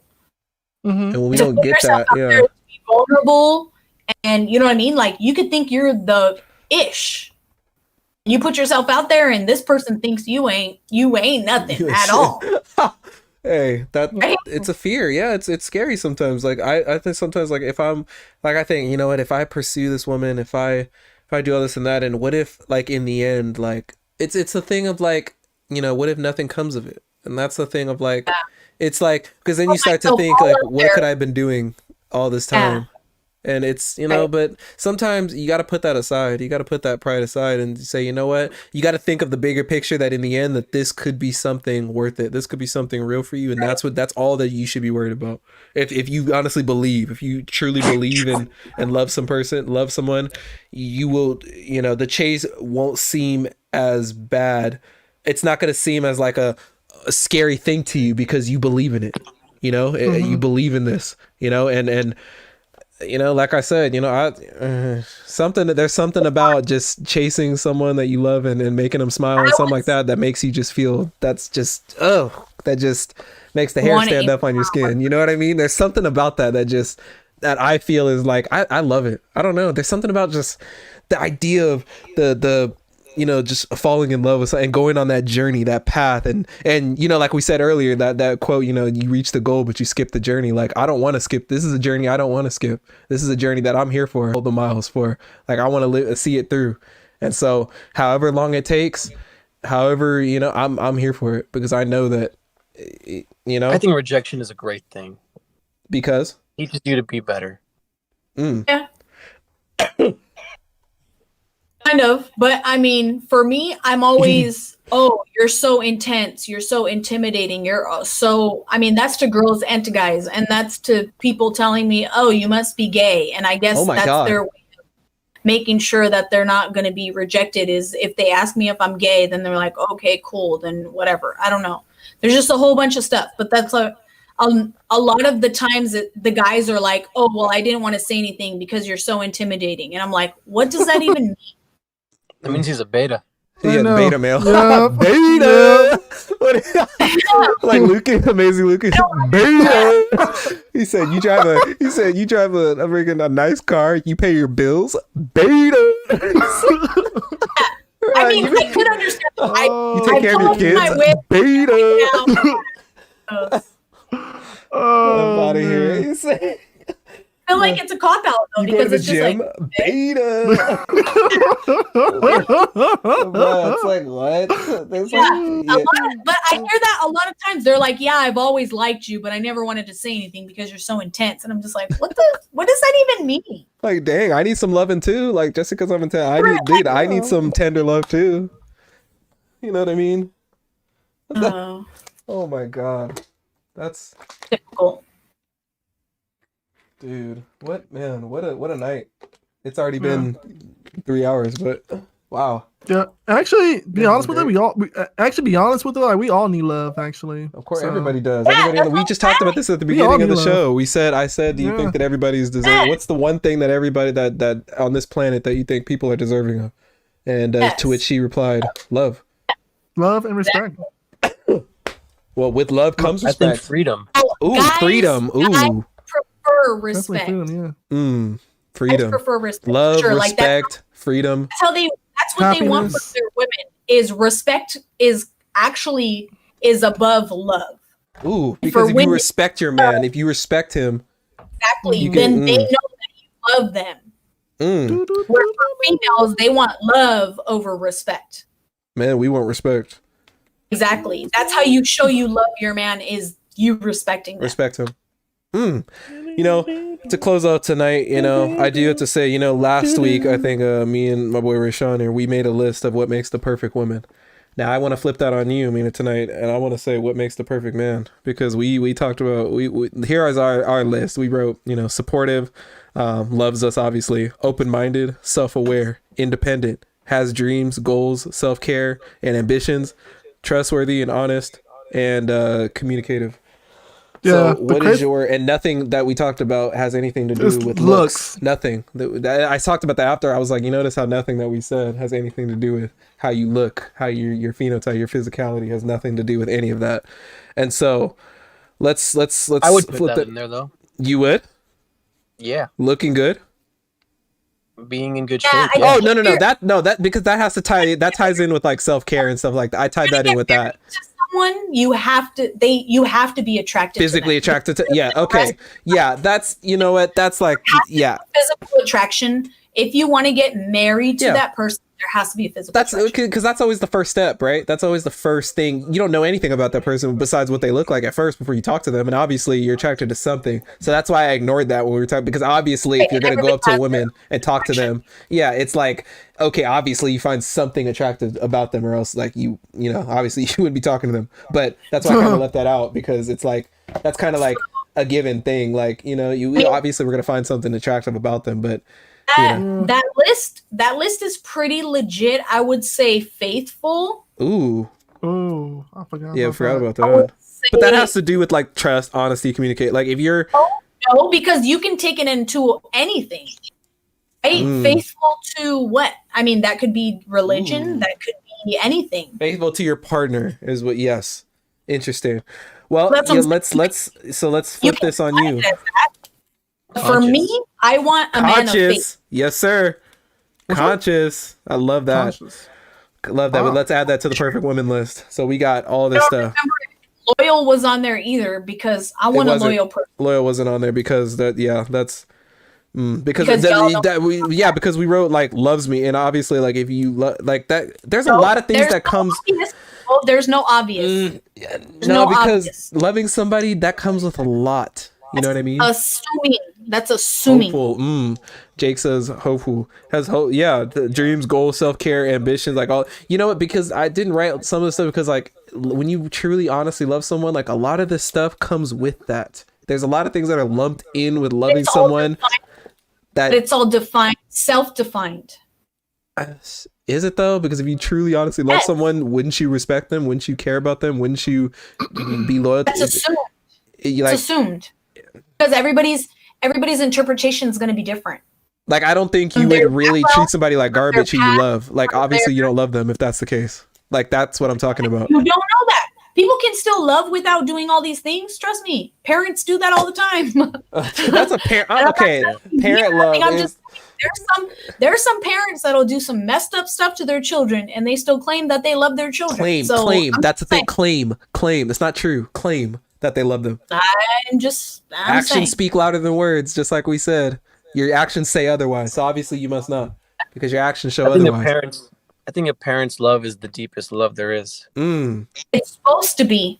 I didn't have that with my mom. I thought I would get unconditional love, and that's why I was always searching for unconditional love, because I didn't have that from my mom. And that's why you give it to your kids, because you didn't have it growing up, and so you made sure that your kids have it. That's the way to do it. And we talked about that, the parenting part. Because I would think from a mother birthing a child and carrying that child in your womb, you would automatically give unconditional love to your child. You would think. You would think. That's not what I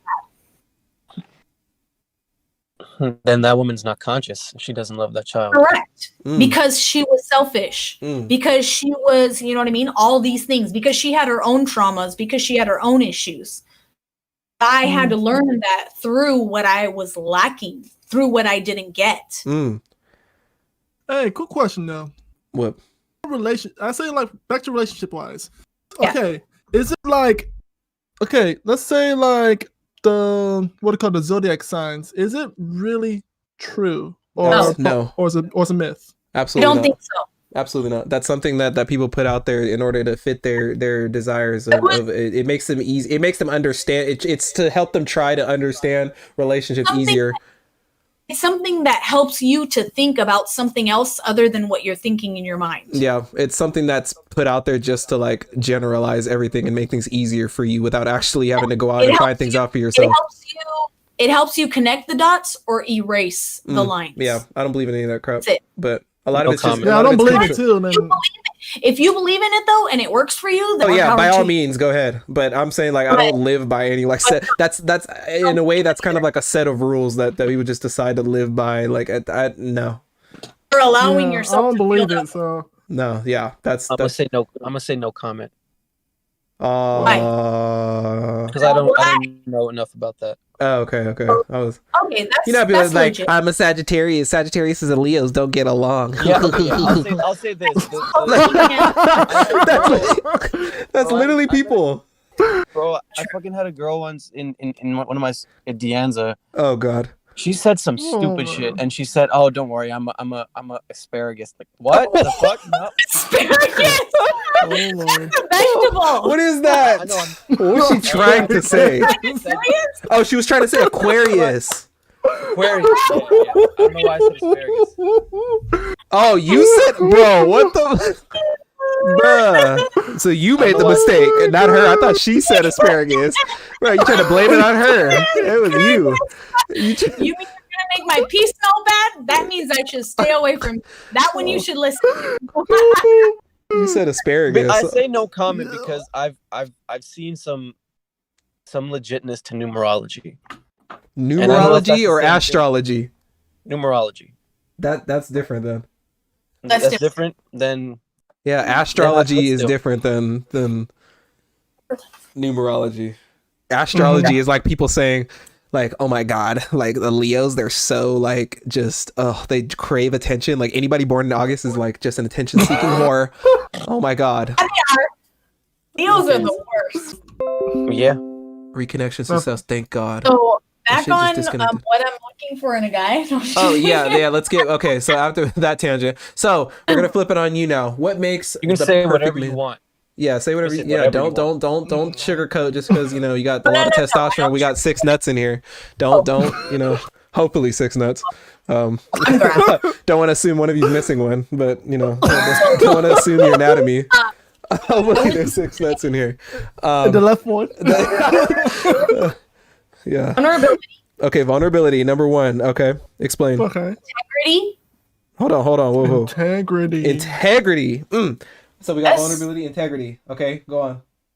Yeah. Well, I said all the list from the girl stuff was cool too. So that's all what of I'm that saying, from the but- girl stuff: supportive, open-minded, self-aware, independent, looks good, Yes. faith, Yes. trustworthy, honesty, communication, conscious, Yes. dreams, goals, self-care, ambitions, supportive, all that. Yes. So all that can be said for Yes. men too. So that's your perfect man. Along with a ability to put your ego to the side. Conscious. Conscious. This is part of being vulnerable, right? And vulnerable. Yes. Conscious, vulnerable. Yep. All that ties in. Yep. Putting ego aside. Fighting for the relationship. Yes. Intentional. Intentional. You mean Yes. intentional? Intentional being, you can put it into all kinds of stuff. So intentional with their words, intentional with their actions, intentional with whatever it is you do. You need to make sure that you're putting it out there with intention, not just having diarrhea of the mouth.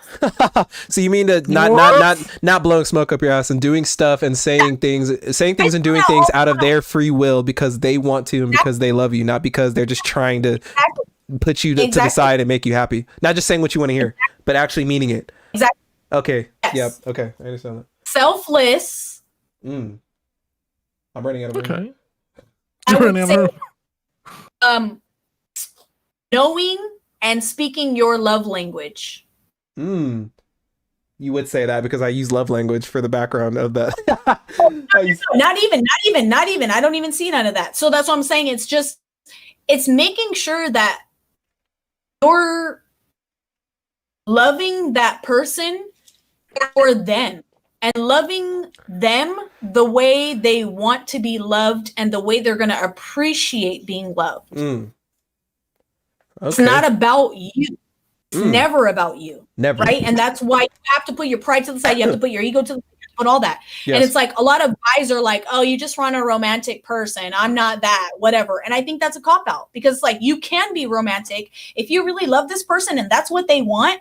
If they want flowers when they're upset, if they want flowers just because, if they want you to be outside their doorstep with a sign and a freaking boombox on the days that you guys have a fight, that's what you're going to have to do. Suck your pride up and do it because that's going to make them happy. Get that boombox out. Exactly. That's what I'm saying. Why not? Because if not, then you're not totally invested in this relationship. You're just doing it as a convenience to yourself. Whatever you think is comfortable, you're going to do. No. You're going to have to be uncomfortable in this relationship. You're going to have to be vulnerable. You're going to have to do things that you don't want to do. Not because you wanted it, because you have to do it. Right. And you realize that you have to do want it. this relationship more than you want to be comfortable and okay with yourself. People need to realize it's okay to be uncomfortable sometimes. Because people are trained to think that it's not okay. If you're uncomfortable, it's not okay. Your friends aren't out here watching you. Don't worry. Yeah. Like, friends are gonna roast you regardless of what you do. Right? But at the end of the day, you got a lady and they don't. You have somebody that you really love that loves you back, and they're sitting at home on the couch by themselves. Spiritually broke. Exactly. My God. My God. My God. Well, you know, if they're gonna make fun of you, are they really your friends? Like, I don't associate with people like that. Like, that's why my circle is so small. You know, like, I only associate with people who know what's real and what's not, who know what's important and what's not. Like, if you can't understand that, then get away from me. No, but that's growth and maturity, and that doesn't come to everybody all at the same time. Well, yeah, exactly. But, you know, it's like, it's something that I desire in people, and I desire in you know, like, I shared something like that on my Instagram story. He said, you want to know why you're so pissed off, you want to know why, like, you're doing all this stuff. He said, just look at the people that you hang around, look at the people that you're around. He said, you want to know why you're like this is because the people you hang around are bums. That's why. That's true. That's why you're like this.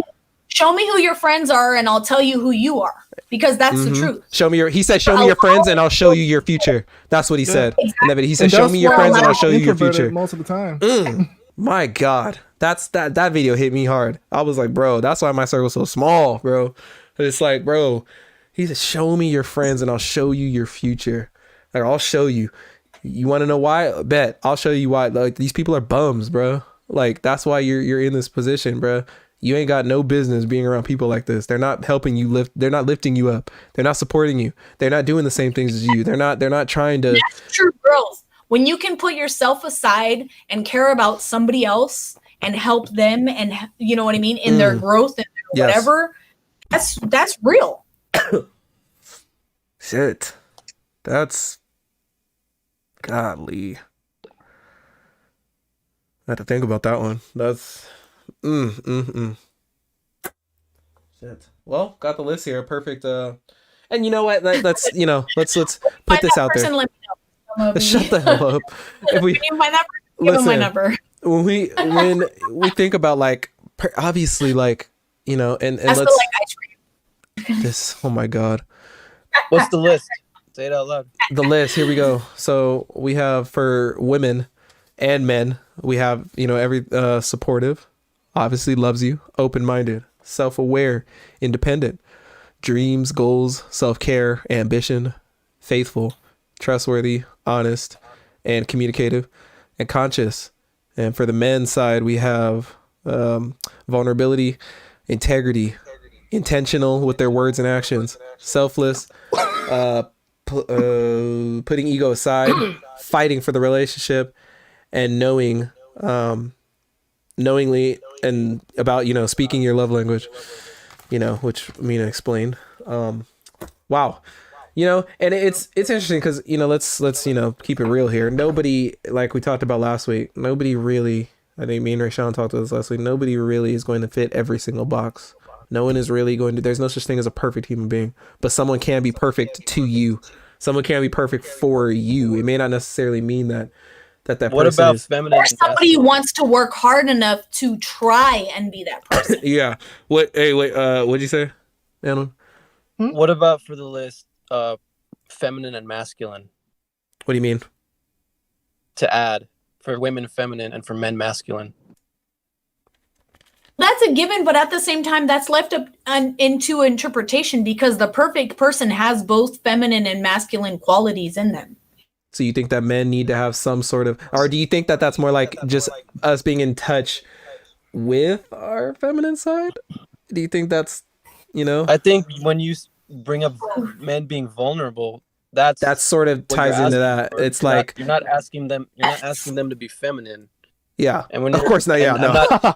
I'm not asking for a woman to be masculine when I want her to be strong. Yeah, exactly. Those two aren't the same thing. That's what we talked about. Yeah, lastly, there's strength. There's femininity has its own strength. Like there's strength. Yeah, there's strength in being a woman that only a woman understands. What the hell is going on here? Mina, are you muted? I know damn well she's not in the bathroom. No. I know damn. I just heard the toilet flush. You're exposed, bro. I'm exposing your ass. No way you just went to the bathroom on stream like that for these people to hear. No. I have a puppy here, and she just. What do you mean you have a puppy? I have. My friend is over with her brand new puppy, and her puppy just went to the bathroom, so I was flushing it down the toilet. Ain't no way you just went to the bathroom on stream like that and just ain't no way. Yeah, we heard the toilet flush and everything. The greatest stream of all time. Yeah, wow. Exposing her. I'm putting that on Instagram. That's wow. No, You just disrespected my stream like that. I didn't give a shit. She said, I'm gonna take a shit on this stream. Show them what I really think. Oh, shit. Like, I would have my camera on, but I told you I came from the gym and I'm not trying to have no shirt on right now. So chill. God. Anyway, what do you have to what do you have to say about that? I mean, what do you have to chime in on that? We said we're talking about, like, obviously and one brought up a good point, saying how there's strength in femininity and there's strength to being a woman, and only a woman would understand that. Yeah, but at the same time, I think each woman is different. For me, I really am a tomboy, and I find comfort and confidence in myself being a tomboy, and that's where I truly believe. I don't remember who it was, but I want to say it was like Leonardo da Vinci, where, you know what I mean? He drew that perfect picture of a person and said that a whole and complete person in an artistic point of view is going to have both feminine and male qualities. And I really believe that. I think that. I mean, there's a strength in men being masculine. Yes. I don't want to be with somebody who's a, sissy lala or beta. Hit it and quit it. But I don't want to knock it, because some females want that. Some females want submissive men. Some females want all that stuff. That's not what I want a man who is dominant. I want a man who's going to pursue me. I want a man who is muscular. I want a man who's tall. I want, yes, you know what I mean? Like, I want those. Get in the gym, fellas. Get in the gym. I'm gonna get off right now. Some men that are short. And sorry, but you're not for me. You know what I mean? So that's what I define as a masculine quality, is he has to be above 6 feet. Okay, so go ahead. That's not really a quality. You're born with that, but yes. That's what I consider a masculine quality, though. We're gonna go there. Yeah. Okay. Being tall, yeah. Hey, go ahead, Anwar. I think you have something to say about the whole masculine and feminine. The reason I bring that up is, see, like you brought up how women, you don't want there are certain women out there that want to be with that beta. There are certain women that want to be the dominator, yes, control the sissy man. Yeah. Yes. Can you honestly say that a actual feminine woman really wants that for herself? Oh, absolutely. I truly believe that is not true. I think that there's something that the female has to work on, that she has issues with, that she wants to control something. I think that's something that she hasn't addressed, that's why she wants to control the man, because that's not a true feminine person. A feminine person, a true feminine, I think, is someone who is submissive to the man because she trusts in her man, because she believes her man, and they are going to be the head, they are going to be the lead, and they are going to... She looks at someone to protect her. Success. Yeah, exactly. There's going to be safety, there's going to be security. Talking shit. So that's what I mean. That's why I bring those two words up. Yeah, masculine and feminine. Yeah, so if she needs to be in control, she has issues. And I'm not saying that to be negative. I'm just saying there's something going on that she needs to address. Okay. Wow. Because we as women are not supposed to be in control. Sorry. Right now, a lot of issues we have with men and women these days. A lot of these boys ain't masculine.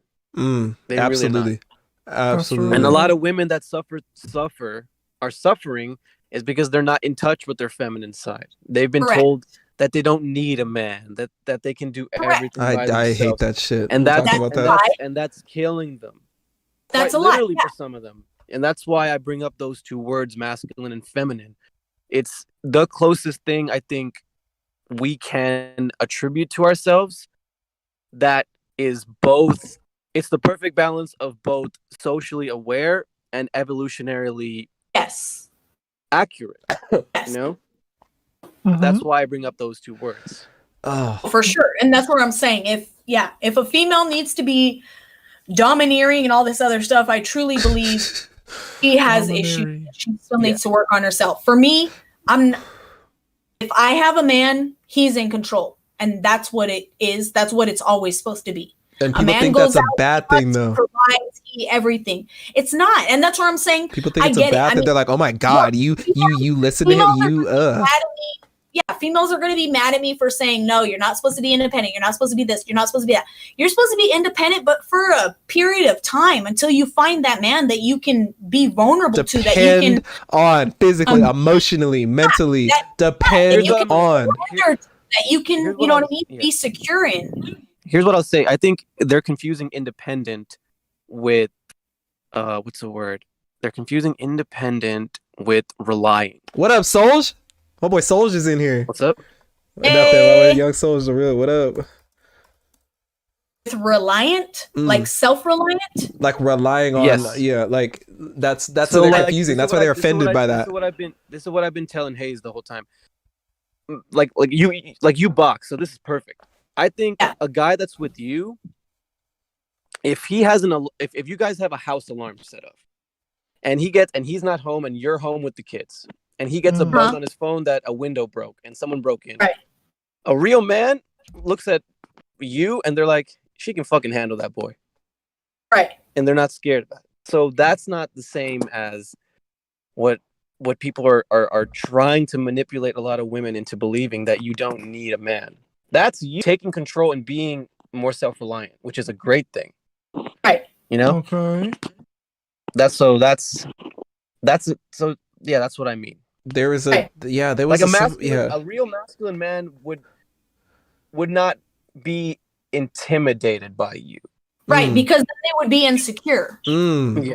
Themselves. Yes, they're insecure. They might be Beta. cautious to approach, because especially if they haven't met you before. But intimidate is, if you know, That's a beta. Yeah, it's a personally, if I see a woman Beta. boxing at the gym, that's not intimidating. That's admirable for one thing. That's cool for another thing. And three, it's like, man, she can fuck up most of the guys here. You know? Right. Yeah, that's good. That's a good thing. Like a real man will see that as a good thing. Approach me because, just like you said, you're not insecure. You're secure with yourself enough to know that, oh, this girl can take care of herself. But that doesn't mean that I can't take care of her. That just means that, you know what I mean, she can handle her ish. Exactly, and that goes into like what we talked about, the perfect woman, like someone who has who's, you know what, also like I'm gonna add something to like obviously like strength, like that's whatever that means, like you can put that in any way, like there's obviously different types of strength, like there's physical strength, mental strength, emotional strength, like just strength in general, like just a strong woman, like that's attractive. Like a real man's gonna find that attractive. Like we're not gonna find that as like, oh my God, Yeah, man, I don't think I can handle that. Every time I follow a lot of gun pages. Every time I see a woman holding a gun, that looks That really beautiful. grinds your gears, huh? That really gets you going. It does. That looks Keep beautiful. going. He's like, woo! She could pull my trigger any day. I love gun women, man. That shit's amazing. She could pull my trigger. He says, man. He's like, man. She can cock me back and reload me. Reload my magazine. Reload my magazine. I'm a bolt action. I'll take a while. Don't He worry. said, I'm a bolt action. Get that Bible going there. Shotgun. Okay. Hey, thank you, Jake. Appreciate you, my man. Yeah. So she could fire me off full automatic. She said oh God. I'm like, yeah, dude, there's something about a woman just like taking care of herself, working out. I don't know, just doing the things that she needs to do to get better. That just makes me just, oh, dude. Well, think about it. Think about it from an evolutionary aspect. The male goes off to hunt. The woman is alone with the children. Correct. She's got to be able to protect them. Exactly. And she was, back in those days, obviously. Grab that stick, grab that club. Yeah. What do you think a mama lion does to anyone that approaches her cubs? Rips them apart. Jaws, teeth, arm bone. I don't know, man. I've seen a lioness put someone in a headlock. I'm not even sure how that was possible. All right. See this video. Bro, I'm telling you, like, it's we see this in nature all the time, and yet us as human beings, we can't even do that. We're so busy like fighting. We're so not busy. as smart as we think we are. Yeah, like literally, like people think we're just like the creme de la creme of evolution, and dude, we ain't shit. I'm sorry, we're not. Our intelligence makes us think that we're above all that. We're just so self-centered, and like men and women we just fight, and men and women are been at this war for. We're just at war with each other. The war is new. The war is new. The more recent times, men and women got along. Yeah, until all of a sudden people talk about early days in history when like people will bring up the United States before the women got the right to vote. Obviously, it was the right thing to do to give them the right to vote. But there weren't any man versus women wars like this back then. Right. Because men and women back then supported each other. They got along. They helped each other. They guided each other. Today, now, no, I hope no one takes me out of context. I'm not saying it's because they got the right. Dude, we got to get rid of the 19. No, I'm not saying that. I'm not saying that, but the war is relatively new. And yes, it's being done on purpose. To separate us, to split us apart, to stop the families, to stop the growing, to stop the of course, because less families, you have the less people, the less everything. They're trying to overpower. The more fighting we have, the more chaos, the more anger, the more all this and that. A scared society and confused society is easier to control, and it's not easy to control. This is a conscious society that knows what's going on, that knows their shit, that is getting along, that knows, that we need love. We need to love each other. Come on, they don't want that. Come on now. Like, come on. Yeah. Come on now. Like that's a recipe for disaster for the higher ups. They're like, oh my God, people are getting along. What are we doing? Oh my God, they love each other. Oh my God, we have to stop this. Like we need more fighting. We need more division. We need more. Come on, let's go. Like that's what they want. They're like, yes, fighting, division, hate. See, I'm not even necessarily against the fighting part. It's just we're fighting the wrong enemy. Yes, we're fighting the wrong enemy. We're fighting each other. I'm gonna be honest. I think violence is cool. I'm not gonna lie. It depends on where it is. I just got off. I hopped on here with you. I was watching there's a man named Maj Toure who I follow. He was on a live with someone and he was talking about this, like violence is a great thing, it keeps society in check. A violent society is a nicer society. And I thought about that. I'm like, yo, that's facts. Back in the days of the early Americas, everybody was walking around strapped. There weren't no fucking mass shootings happening. Detroit. This guy. No. I'm not talking about today. I'm talking about early. Yeah. I'm back in the pistol. I'm talking about before that. Before that. We're talking back in like the Red Dead Redemption days. The horse days. Yeah, people think that shit was Wild Wild West. Nah. No, it's more than that. The new Wild Wild West in Texas. Here's a good quote. I'll leave you with. Let's see if you can understand it. Do no harm. Do no harm. That's like some John Wayne stuff. Well, when you do no harm, you can do no harm. Got it. What? He said, do no harm. Do no harm. Do no harm. Do no harm. Damn. Do no harm as in D-O and then do as in D-U-E? No, do no. Both times no is spelled differently. Wait, what? Oh, okay. So that's where I'm trying to figure out, what's the different wording? So it's not in... Let me type it out in the chat. Yeah, type it on the chat. Let me see. My phone's at 1%. Shit. Oh, I might God. be off Oh my gosh. If only there was a charger. I'm good. Well, I'm good. I'm on my PC. So. Yeah, good. We're on computer over here. Me too. Same. Yeah. We're computer life. PC, watching my latest stream. Look at you. Watching, taking notes. You better text your girl. She's asleep, actually. Oh. That's where she wakes up and she's like, oh, he's thinking about me at 11 o'clock at night. No, actually, she's a deep sleeper. So. Ooh, deep sleeper. Yeah. Girls who sleep early, I usually do that because I stay up hella late. I just said when she wakes up in the morning, she's going to be like, oh my gosh, she was thinking about me at 11 o'clock at night. That's so special. Get that text ready, primed up and ready to go. And I think and one, I think his phone died, so I'm gonna give you some wisdom today for reals. Did he die? his phone died. Dang. Yeah, his phone died. So I can't see the do no harm, do no harm. I'm gonna leave you in this quote. and then just not type it. That's his last words before. Do no harm and type no harm. Yeah, literally. Oh man, what a great this turned out better than I thought tonight. I was dropping some bombs tonight. I think my fingers are sore from snapping so much. Getting all them snaps. Now I need to go through all this footage and timestamp it and all this shit. So I normally do that like the day after, but damn. And then I'm gonna put something. I think I'm gonna put multiple. Hey, Mike's in here. Hey, what's up, Mike? It says healing guru. Mike. What's that? Is it Mike? What up, healing guru? He said snap talk. Snap it. The heck is that? I don't have Snapchat though. Because anything that goes away in 24 hours ain't real. You don't like Snapchat? Oh, freaking A. This COVID cough is not going away, man. I tell you, man. I'm on dying at night. Remember when you thought I said it only happens online? Maybe it's my salt water or something.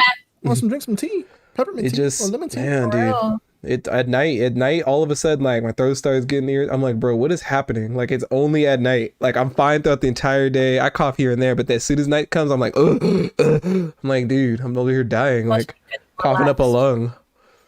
It's so random. Or when I work out, like it starts immediately, like the coughing attack. I'm like, oh, bro, come on, don't do this to me. But bro, man, what a talk tonight. That was pretty good. This has been great. I'm gonna go through all this footage, and it's got split up into 2 different videos because I had to restart the stream, but that's fine. Man, I wonder what I'm gonna put on Instagram. I'm gonna put multiple clips. Yeah, tag me.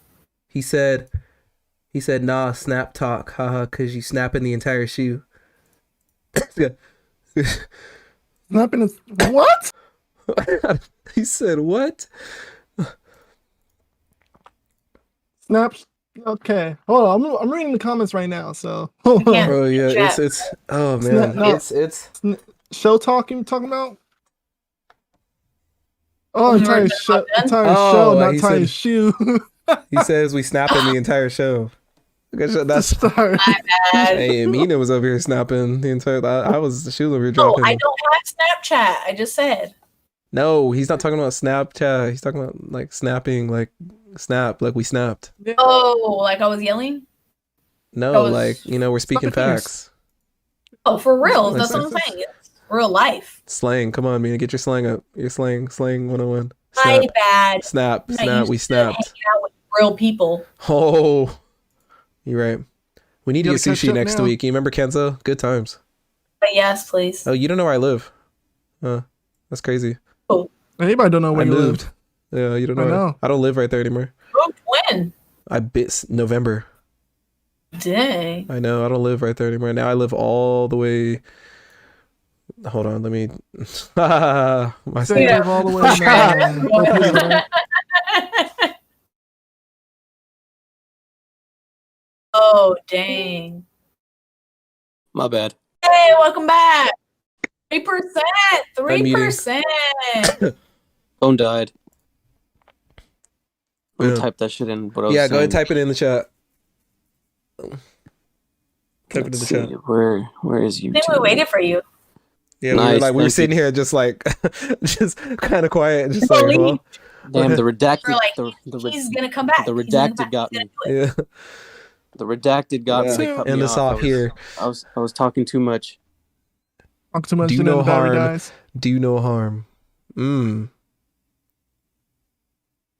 I can't see it. Type that out. I haven't typed it yet. Yeah, he hasn't typed it yet. Let me. And then we're gonna just sleep. Young Soldier said, I seen that big ass spider on your towel the other day. Whatever happened after the standoff? Hey, bruh, listen. Bro, what you think what happened after the bro, I freaking went and got the broom, and I said, yay. I put them down. I typed it in on YouTube. I see it. Okay, so it's DONO harm and then DOKNOW harm. So do no harm. Do no harm. So no is in NO and then no is in KNNOW. And QRSTUV. So I need to think about that one. I need to think about that quote. A little bit, okay. I don't know. Someone's gonna have to explain that one to me. Or maybe I'm too slow. Dude, I'm running on fumes right now. I'm freaking so tired. I gotta. Maybe my brain isn't in the spot to analyze that quote right now. Do no harm. Do no. Okay. My brain's not in the right position to like analyze that right now. So, okay. Yikes. So, it's been 3 hours and 42 minutes tonight, almost going on 4 hours, 42 minutes past my usual time. But you know what? The conversations were too good tonight that I just couldn't end it at 3 hours. I couldn't. This is when everybody hopped on. We were just, flowing, and it was just too good to end. So, who cares? I'll put in the extra time going through it. I don't care because it was worth it. It was worth every second. Broadcasting on Treehouse? Nah, I don't even know what Treehouse is. Clubhouse app? No, this is all YouTube. I do it through this OBS. The OBS goes through to YouTube. OBS Live. Next week I'm gonna try and do a dual through Instagram and YouTube at the same time, but I have to do some things for that. Got some research, yeah. I'm gonna use I think Streamlabs lets you dual stream, doesn't it? Streamlabs lets you multi-stream. But not. It's actually like. I know you have to get some membership for it, but No, you don't have to get membership. Because I tried the multi-stream. Yeah, you do. Because I tried the multi-stream one time, and it was like. Yeah, actually, you don't do Instagram, but you do Facebook too. Because Facebook and Instagram are sisters now. Could we do multiple cam? He says. I would love to do multi-cam, but Well, I could put a camera on, but I gotta put a shirt on. Go ahead. Turn your camera on, Rachel. I'm not gonna do it right now. That's what I'm saying. Why not? Just came from the gym. I told you I'm bro, not trying to do I all don't give a good bro. Next time. You care, like. Go ahead, put it on. No thanks. Oh my god. Oh wait, I actually can't. I can't actually. I have to do some like text stuff, but I can't actually. My camera can't go through Discord and the stream at the same time unless I don't know how to do that yet. So next week, every week we're gonna try and do some different spots. But I would love to have like the multicam thing up where it's just like 4 like spots and we're all on the camera. Like that would be sick. I would love that. Do it. And one you can come on in a ski mask and a hoodie. You can, and then we can all come in disguises and all that. Yeah, that'll be cool. I don't mind because everybody knows me on Twitch. Yeah, that'll be dope. So. Yeah, we don't have to hide, but you don't have to hide either. Nina. Don't hide. I'm not gonna hide. Shoot, I'm telling my truth. If somebody, Soldier's down to hop on. Oh, well, yeah, we're on Discord. Soldier, here, let me give you the link right here. So if you're gonna hop on next week, I'll definitely be down to have you, dude. Like I know. Rachel, am I following you anywhere? Huh? Am I following you anywhere? Where? On socials. like IG or something? I know. Where's your IG? I'll send you his IG. Yeah, you send me IG. You got Discord, Twitter, I don't really Instagram, use Discord Snapchat. No. It's IG. Everything. Yeah, it's including MySpace. That's his Instagram and it's twist. You can keep your space. It's twist rhyme. Twister. No, Twister twist. what? Twist rhyme. No H in the rhyme. I'm on him. Yeah. All right, there you go. All right. What about your friend? I'll follow her too. I mean, yeah, I know these people in real life, so we know each other in real life. Oh, everybody. It's just Mina Flex Muscle, just spelled Flex just like muscle. that. Mina Just Flex like Muscle. that. Yeah, I know all these people in real life. Me and Rashawn, we went to high school together, and then me and Mina, we used to train together back in the day, like 3 years, I don't know how long it's been, but is it this 3 years ago? Fitness model, professional athlete, purpose over That's popularity. right. That's me. yep, that's her. Purpose over popularity. That's me right there. Wait, so are you like a professional bodybuilder or? I'm a professional You're a football trainer. player. I'm signed to Houston Stampede for What? women's. Yes, I remember that. I remember the team. Remember that. You remember? You know them. What you doing watching that? Hey man, it's entertaining. It's entertaining. Get it twisted. I'm wearing. I'm not getting. No. She said I'm not there. I'm not wearing no booty shorts and I'm. I ain't twisted at all because be honest, like mostly women loves to play something dangerous, like football or sometimes baseball. Well, softball, but they want to do baseball as well. Aren't you signed a softball team too? I play softball. I do, and that's not dangerous, except for I did. Well, except when the ball's hurling at you at 80 miles an hour. Hockey too. Yeah. If hockey too. If a girl, if the girls plays against the guys. I'm trying to play hockey and miss my teeth. What the? Nah. Get slammed into that wall. Yeah, we got professional wrestling. But yeah, there's the link, Solj. So you just join that, and then the chat's actually right here. If you want to, you actually hop on. You can say what's up actually right now if you want. There's a lot of stuff like paintball tournaments. Oh, I played paintball. That was dope. I would tournament like free for all. Which means she was running her mouth. Talk about it. It was trying to call me out and literally shoot me on the sideline when she had just got shot. I just shot her and she was being petty about being shot. You should have pulled her hair back and gave her that yeet, yeet, yeet. Get that pimp hand going. Yeah. The pimp hand. She was like, I'll shoot you right now. And I was like, I shut my mouth. Damn. I was like, not today, Satan. The devil is a liar. Exactly. Lord. Rage. No, not today. I'll give you a box of chicken with the biscuit on top. Dang, give you that 2-piece combo with honey on the side and butter. She was though, and that's why I was like, dang, you gotta be repping like that. Like, can't you be all right? Chill? You gotta be angry. Oh man. Anyway, guys, I gotta end it here. I don't want this file is gonna be freaking huge. So any closing remarks here before we end here? Anything y'all gotta say before we end here? I'll start with you, Mr. And One. Oh, he's put me on a spot like that. Nah, you go first. You're the host.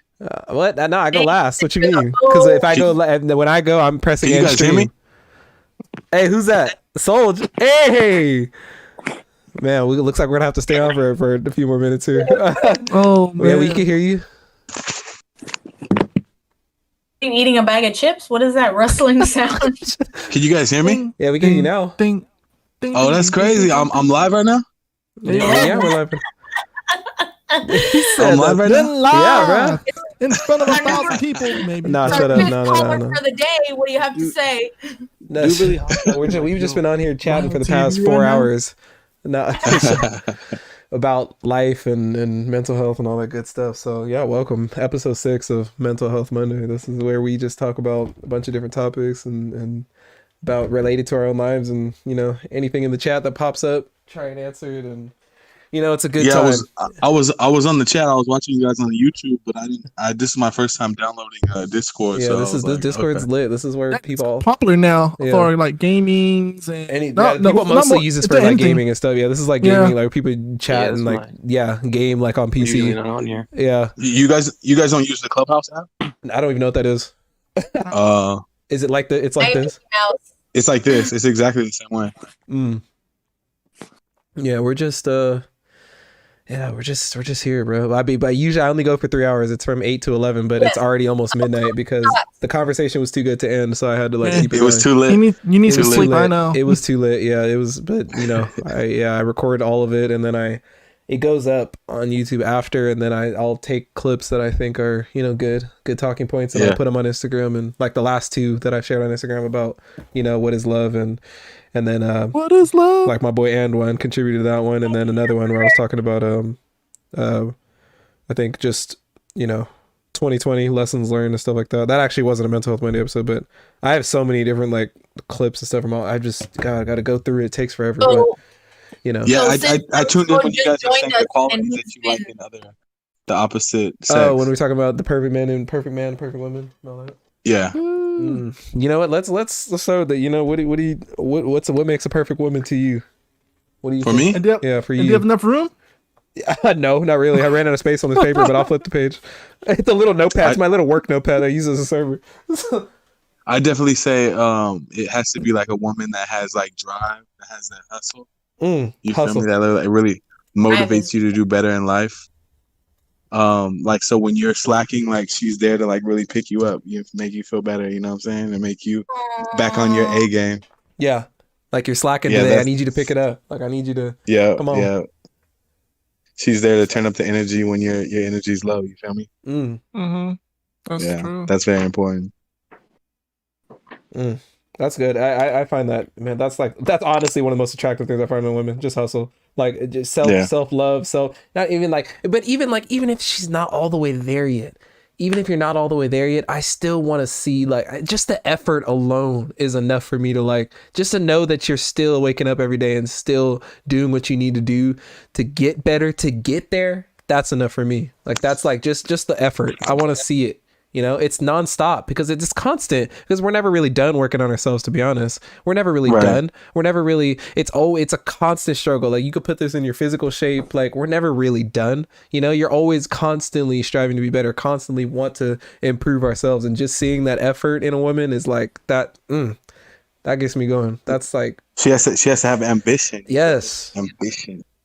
That's a lot, yeah. That does it for me, man. That really does it. If nothing else, like, but it's also like this list, it's like, it's not even like, yeah, we can say this makes like the perfect person, but it's like, if you don't have every single one of these things on this list, like, that's not a make or break to me. But there's obviously certain things that are more important than others. But, you know, if you don't have one or two of these things, it's not gonna kill, you know, how I feel about someone. You know what I mean? Like, you're never gonna find someone with all of everything that you want. Yeah, exactly. Like, nobody's gonna fit every single box. No one's gonna fit everything. Like, that's just the way it is, and that's where love comes in, and compromise and sacrifice. And you gotta see past it. Yeah, that's true. But yeah, I mean, God, I'm going for days about love and relationship. I mean, I think about how important, like, love is in the world. Love is so, like, we base so many things off of it. So much music is based off of it. It's in, like, everything. Like, there's so many movies about it. Love is, like, it's in everything. It's like, it's inescapable. Yeah, and also love can be either a weak spot or a strong spot. Like, it can definitely make it can you be weak. anything. Hey, you know what? Loving sometimes. You know, and body too, right? And physical attraction, body too also helps. Right? Wait, what? Like, body, like, in physical attraction, right? Yeah, physical. Yeah, we didn't. At first when we were making this list, I didn't put that because it's like, I didn't feel it's shallow. Like it was. It's like, yeah, like, it's a marriage trait, not a relationship trait. I think that's what I'm saying. That's it's the reality. If you're gonna marry somebody, you have to be physically attracted to them. If you're in a relationship with somebody, I think you can learn to physically be attracted to them. See, that's the thing though, because I don't think, like, I've been in a relationship before, like, where obviously I didn't think, like, she was the prettiest of women, but that wasn't what was important to me. I was attracted to everything else on this list, which was more important to me than physical looks. That mattered to me more than that, and that's what drove me. Is it from ending? Is it from everything from the list? Yes, like damn, she had, like, everything, and like it. That's, and her knowing how to cook too is also a big plus too. Ooh, boy, get in there, make me some fried chicken on a Friday night. Well, guys as well. So Hey, Mina, do you want a guy who can cook, who can chef it up in the kitchen? I had a man that could cook, yes, and that was amazing because it was like I didn't have to do nothing, and so the thing was, there was an even exchange. If he cooked, I cleaned. If I cooked, he cleaned. But is it? But is it a service to each other? Is it a necessity for it? Like, does it make the list of what makes a perfect man, or can you let it go?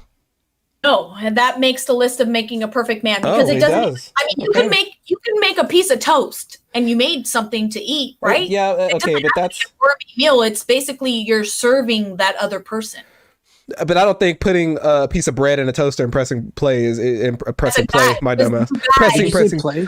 I did say pressing play. Pressing start. Expectations. Okay, but pressing start on a toaster is not. I don't count that as cooking. I'm talking about like. First of all, there's no toasters that have start. They do. That's not a toaster. It's called a microwave. Okay, sorry. You push. Whatever. You push it down. Damn it. Like whatever. So saying it's all about. I mean.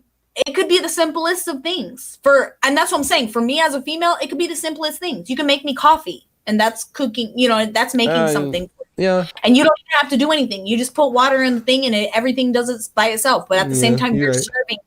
I'm more of a baker myself, but I. And another thing is you want a woman with mouthpiece too. What you mean? Like that can really like. Say like define mouthpiece because that can go a lot of ways. Like let's talk about that. That can whoa. Like dentures? You wanted to have dentures? Nah. Mouthpiece like like she's really good with the words. You feel me? Like if you were about to like sign a contract and you needed help. Hey, Mike said. Hey, Mike said. Don't forget the body, my brother.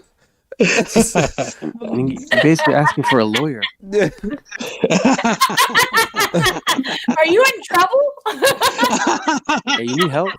I know a little. Are you in trouble? I think I'm pretty good at the law. I could probably help you out. Need some donuts, man? Said, don't forget the body.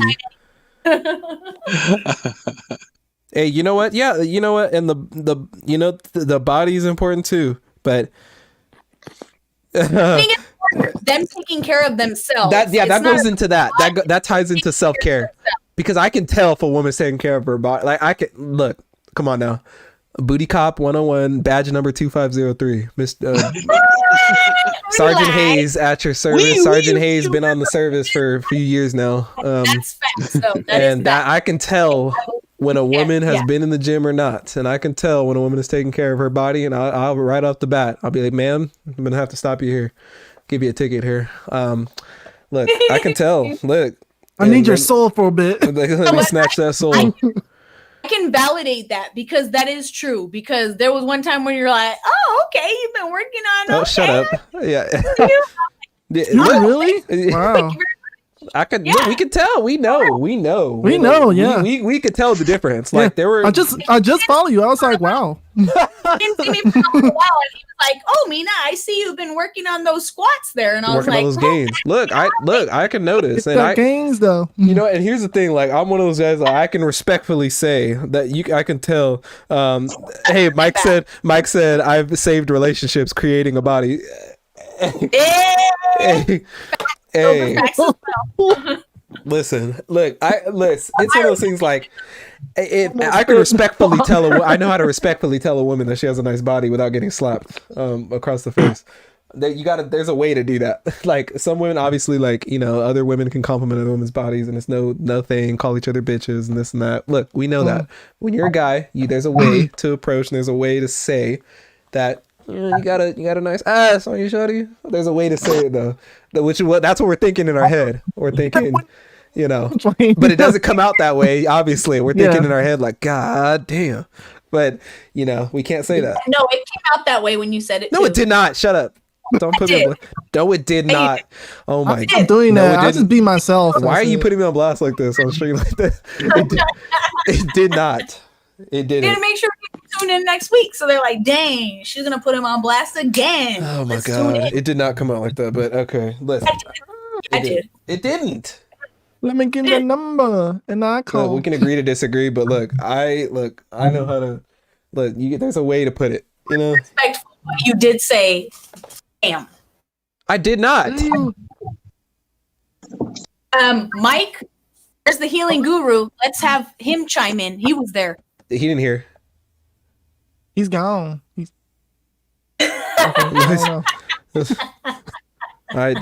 know what I said. But anyway, yeah. Listen, guys, fellas, we need to be more. There's more conscious about that sort of stuff because there's about everything because I've heard so many like when I'm at where I hear like women talking about you know, I'm like, man, if a guy said that to her, man, could you imagine? Yeah. Like, it's like, bro, Yeah. some of the stuff I'd be like, I'm like, dang, could you imagine if a guy said that to you? Like, how'd you have reacted? Like that's always been interesting to me. That's always been interesting to me. That sort of, yeah, that's really been interesting. If she's taken and her man's like way bigger than you and went to the gym a lot and act like and he came out of prison. It's I don't like prison. no the fact like jail. I don't like the fact that because some guys have said certain things to women that because a good guy says it, now I'm the bad guy now. That like now because of what other people have said, it like now puts a bad negative stigma on that forever. Because now if I say it, like I'm like bro, like I didn't. First of all, I wasn't coming off that way, and like second of all, like it's weird. I don't know. It's weird. It's always going to be a thing where, you know, because of certain situations that they've been through, it just puts a negative stigma on what certain people can and can't say to them, guys specifically. I don't know. That also entails to the relationship you have with the other person, whether they're going to take it personally or not. Like I said, you know what I mean? Yes. Like where I was like, yes, I do have gains. Thank you. You know what I mean? And it was like, I could have easily taken that like, what do you mean? Or you could have been like, you could have been like, how dare you? How dare you call me? How dare you say that to me? Like that. I think that a lot of people take it like that. And I'm like, bro. Or like, I have a man. Excuse me. Like, I'm like, bruh.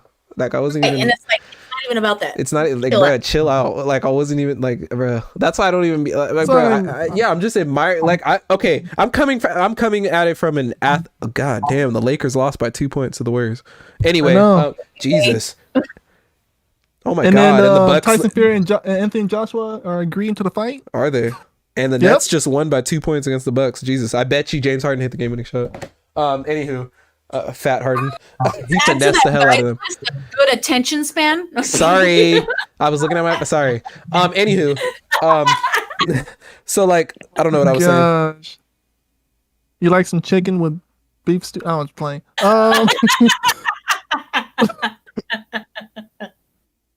You gotta rewind your stream, man. Mr. And one said, beyond the mind is the intellect, beyond intellect is the conscience, and even beyond conscience is the soul. Layers to the human being. Layers to the human being. Beyond that is ice cream. Healing Guru says, my name's Paul, and that's between y'all. My middle name's also Bennett, and I ain't in it. It's so many. I got like so many. He's agreeing with me. I'll stop using it. Man, but what was I saying? Oh, so I didn't finish my list. Oh yeah, okay, you had more. Damn. List, man. Yeah. So you ain't finding the perfect girl then if you ain't finish your list. So far he's got hustle. You want a woman that knows how to cook. You want a woman that has mouthpiece. You want a woman that's a hustler. You want a knowledgeable woman. You want a woman that has adaptability, that's intelligent, that's funny, that's humorous, that thinks of things that you don't, that brings other things to the table. You feel me? Fills in the gaps that you have. Like puts in your puzzle. Yeah, fits into your puzzle.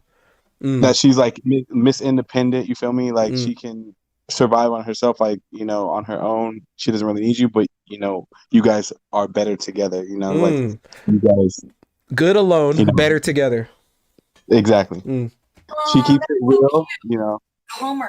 She's dependable, you know. She's responsible. She's not thirsty. She knows who she is. She knows who you are. She's trustworthy. She's loyal. And that's it. Damn. You read a nursery rhyme? What is that?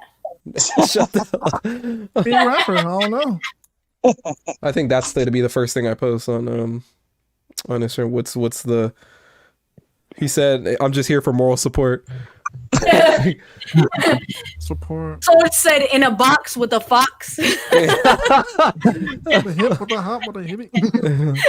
Hippie to the hippie to the hippie to the hippity hop and don't stop. Hey! This guy. Oh, guys, I think this will be the first. I'll take the part of the conversation way before when you chimed in on what makes the perfect man, and then add it to this whole conversation. And then that'll be what I post on Instagram. So, and then the rest of it I'll look through. But tonight has been fun, guys. But it's been 4 hours now, and I need to end this eventually. Eventually, I need to start looking through this footage. Wake up tomorrow, go to the gym. Oh, dude, yeah. Go to the gym. Yeah, I've been behind on my work. I need to get out and I'm gonna go out and run tomorrow. That's what I'm gonna do. Do you not go to a gym? No. I've had COVID, so no, I can't really. Oh, that's right. I don't know what's and I don't even know where to go. The gyms are closed, so what do you? There's one open in South San Jose. All right. Which one? Come find me. Before you wait. All right, go ahead.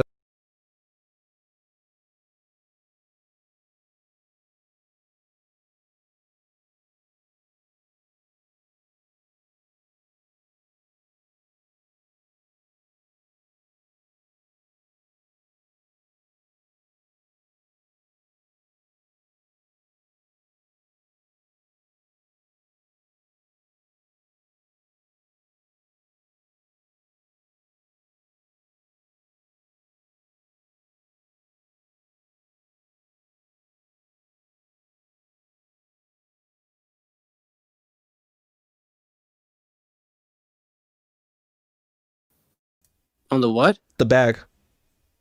The heavy bag? Well, I saw one person over there. That was her. Look, you guys already met and you had no idea. That's crazy. That's crazy. Look at us. She probably looks at me like, she's all happy. She probably see me like, why'd I do so skinny? I was gonna say, were you a scrawny little dude with a gray mask? I wasn't that scrawny, but I mean, I am skinny. I was joking. Skinny means pleasure. I was literally joking. It's all good. It's all good. I feel it. Skinny means pleasure. So you did have a gray mask on. What did I have? I think my mask was like, what color was it? It wasn't. I was wearing a gray full sleeve and black pants. That's half of South San Jose. I don't know, man. I don't know. You can look at my I don't know. Look at my IG. You might recognize me. Oh yeah, for sure. Oh, Yeah. that's right. I just added you back. Yeah. Yeah, everybody go ahead and follow each other and all that good stuff because we will be back next week. Next week. Man, I'm trying to get my boy Kai on here too, but I don't know what he's doing. He's been freaking lagging on me. I haven't heard from him in a bit. Oh yeah, Kai, man. Since like, remember my birthday party back in like 2015? 16. Yeah, it was my junior year, your senior year. Yeah, that? Dang. That was back in the day. That was crazy. Yeah. That was Remember good we got time. like 7 pizzas, man. Remember the simple times when you just get pizza for your birthday, like 7 Little Caesars pizza, and that would be your birthday. You remember those times? Man, remember that one. Good times when life was simple. Yeah, now it's just we have to be careful.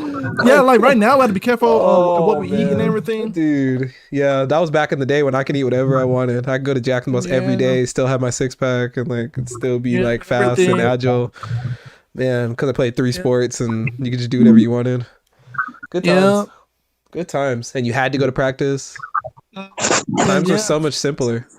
When you were like forced to do things, and now when it's like on your free will, it's like, dang, I got to get up and grind on my own. Ain't anyone ever forced me to do shit. Ooh, look at you. You went to practice on your own will. Hell yeah. I mean, when I was in high school, I wanted to go to practice. Like, practice was fun. You know, I found it fun and all that, you know. I didn't wake up and be like, oh, I don't want to go to practice. Like, you know, but, you know, it was like, you know, you had to go to practice or else you're off the team kind of thing. So it's like, you know, now it's like, you know, if you don't have a team, you're kind of just like, you know, you're here. You're an adult. Yeah, it's like, you know. Same thing like boxing. You got to find your own motivation now. Yes. MMA and everything. Yeah. I can't wait to get back out there. Jiu-jitsu. I can't wait to get back to MMA. I can't wait to get back out there boxing with Fredo. I want to try doing jiu-jitsu. Jiu-jitsu? I want to do MMA eventually. I'm more of a boxer, or stand up, if you guys want to call it. I want to do I want to get back out there boxing training again, and then I want to do MMA as well, because I like the less rules in MMA. I'm a fan of that. Ooh, I gotta hit my boy up too. I don't like how, boxing is kind of like, you knock the guy down, you kind of have to like wait for him to get up kind of thing. Or like MMA, you really can go for the kill and kind of like pummel a dude when he's down. I like that better. Yeah. Wow. I feel like if I went to MMA, like I went to boxing, I might end up hitting somebody while they're down on accident because I'm in the wrong sport. Oh yeah. That's what I always felt like I would do if I accidentally, if I went between sports, like I feel like I would Isaiah Montes is back. He said that was a fat ass dab. Look at you. But yeah, I feel like I would like accidentally like hit a guy when he's down. And I'd be like, oh crap, I'm not in MMA, I'm boxing. Whoops. And it would like no, get me like one disqualified. time. No, I remember one time when I think like during my MMA sparring Or kick somebody in the head. So basically I had to wear so basically all of us had to do boxing, right? So basically I accidentally used my back fist instead of like punching straight by accident. Oh, yeah, that's illegal. What do you say you did? Back fist? Oh yeah, you can't. You Yeah. do a reverse punch, yeah. Yeah, that's an MMA thing. Yeah. I got used to MMA stuff. Yeah, exactly. And you start like doing other Didn't stuff. didn't McGregor hit Floyd? Of course he did. With the fucking back I have to fist? say McGregor. He did back punches and he did rabbit punches. So yes, he did He said, both. Wait, He I said, think- "Fuck he's this fight- boxing." he's fighting this weekend. I forgot. You have to say it with an Who? accent. McGregor's McGregor. fighting this weekend. McGregor's fighting this weekend? Yeah. Speaking of I think- McGregor, have y'all tried proper number 12? I think. See, the white man doesn't make very good alcohol, but that's a good white man alcohol. Yeah, this weekend. UFC 257. Poirier against drink. McGregor too. I do. Isaiah Montes said he's about to pop these oxys, and then I was like, "Well, you haven't learned your lesson yet." And he was like, "I will once you pop one with me." Come on, bro. Yeah, and after McGregor fights with him, he will fight against Hey. one of the Paul brothers. I think Logan, I believe. No, he's about to get destroyed by Mayweather, and then he's going to get destroyed by Conor. 2 L's in one, but hey, it's money. It doesn't matter. It's just for money. Money and rigged. Logan. That's why I know Logan's out there, dude. I saw his gloves; they're legit. I want them.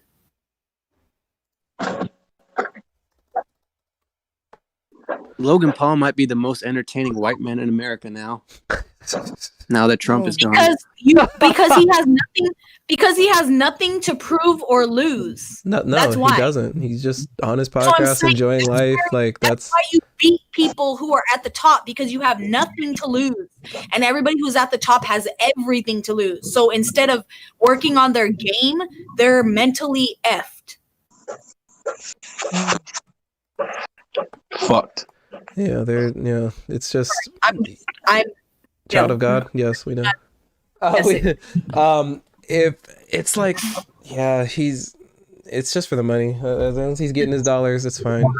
Yeah, he's You gonna know, retire after He can that. I lose to already know. Mayweather. It's fine. Like I'd fight Mayweather too for that amount of money. Like I don't give a damn if I lost. The hell, It's I'm just damn near money. set for life. Bro, I'll Is it better- I'll step is in it the ring is with it- Brock Lesnar if I get six. Dude, if I I'll get step in the 7 ring figures. with Mike I met Tyson him. himself.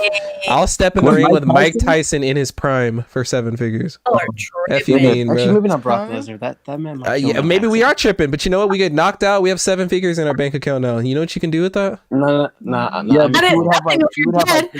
You might have a dislocated I jaw. misspoke. You I might misspoke. have- Brock Lesnar might kill me on accident. That's what I'm saying. You guys are dead and brain dead. What do you mean Brock Lesnar, bro? Isn't he? I gave you $1 and you Like think it's 4 years Hold ago. up. What do you mean? What do I mean, Brock Lesnar? Do you not know that man? Hey. Do I not know that you're- man? I know Mike Tyson. Bro, a night-night. That's a no. Brock death. Lesnar might be the most legit athlete, combat athlete. He's ever. pretty good. No, actually, like Oh, he's in his wrestling. real- Yeah, he's a no, wrestler. Oh, yeah, Bro, wrestler. He's a wrestler. no. He's a He wrestler fought in and an UFC. MMA fighter and a wrestler. He was a Division I NCAA champion. Yep. Then he was legit into. I mean, let's rule out WWE. and But this guy went to UFC, UFC got and the won the champion title like in his second fight. and lost to King Velasquez too. I think, right? Yeah, Velasquez. Yeah. Listen, Oh, for Brock 7 Lesnar. figures though, either way, I'm getting in there. 7 feet. That's a 7-figure check, bro. What you mean? Maybe current Mike Maybe. Tyson, not No, prime no, Mike Tyson. prime Mike Tyson. Nah, he'll kill us. Not even Mike Tyson now. Did you see him against freaking Roy Jones Jr.? He looks amazing. Slow. He looks amazing, but he ain't the same man. He's not the same. Have you seen him training though? He's got his speed and power. The power is the last thing you lose as a boxer. See, here's the thing. Obviously, for the average man, he's incredible. He's freaking dude. Even now, he'll still knock a fool out today. Today. Yeah, so basically, like, if his trainer was like either he looked good training. Yeah. Like the way he was moving, his head, like his foot, bro. He looks good. Yeah. Like, if his trainer was either like for his age, Kevin Rooney or Peter Ellis. Yeah, dude, I wouldn't even, man. Even now, dude, it's still a funeral. Even today, Mike Tyson, you're still gonna get, if he hits you with one of those good, god damn. Someone got to bring the casket over. Yeah, that's a scary. But dude, even so, 7 figures. I can't wait till the Tyson movie comes out with Jamie Foxx. Why the hell is he fighting? No, Jamie Foxx gonna play as Mike Tyson. Oh, the movie. Yeah, the movie. I thought he was fighting. No. I'll fight Jamie Foxx. But the problem is they're not gonna bring out the part when him and Robin Givens marriage and stuff. That one's pretty sad. If you watch the original Tyson with Michael Jai White. I still haven't seen Ip Man 4, bro. Bro, it's crazy. With Mike Tyson, yeah, I want to see that. I gotta see that. Oh, you mean the third? You mean the third one? I mean the third one, dude. Ip Man 4 came out too in theaters. I remember. I didn't see it. Yeah. No, it's on Netflix. All the Ip Men's on Netflix. Is it now? I'm gonna have to check that out. All the Ip Men's on Netflix now. 1, 2, y'all watch 3, anime? 4. Of course I do. The hell? What kind of questions like Naruto, that's it. Of course, dude. Of course, I have the freaking video game. Like, what the hell? Attack on Titan. I haven't finished. Yes, the second one. I have the video game. Did you see the latest episode? No, I didn't. I'm behind. I'm still on the previous season. Bro, I know. Oh my god. I know. I'm lacking. Have you seen everything on Twitter, bro? People are going dumb. Bro, I know. This last episode was crazy. People are going dummy, bro. I just started also Jujutsu Kaisen too. That show. Season 3 was amazing. Shit. But yeah.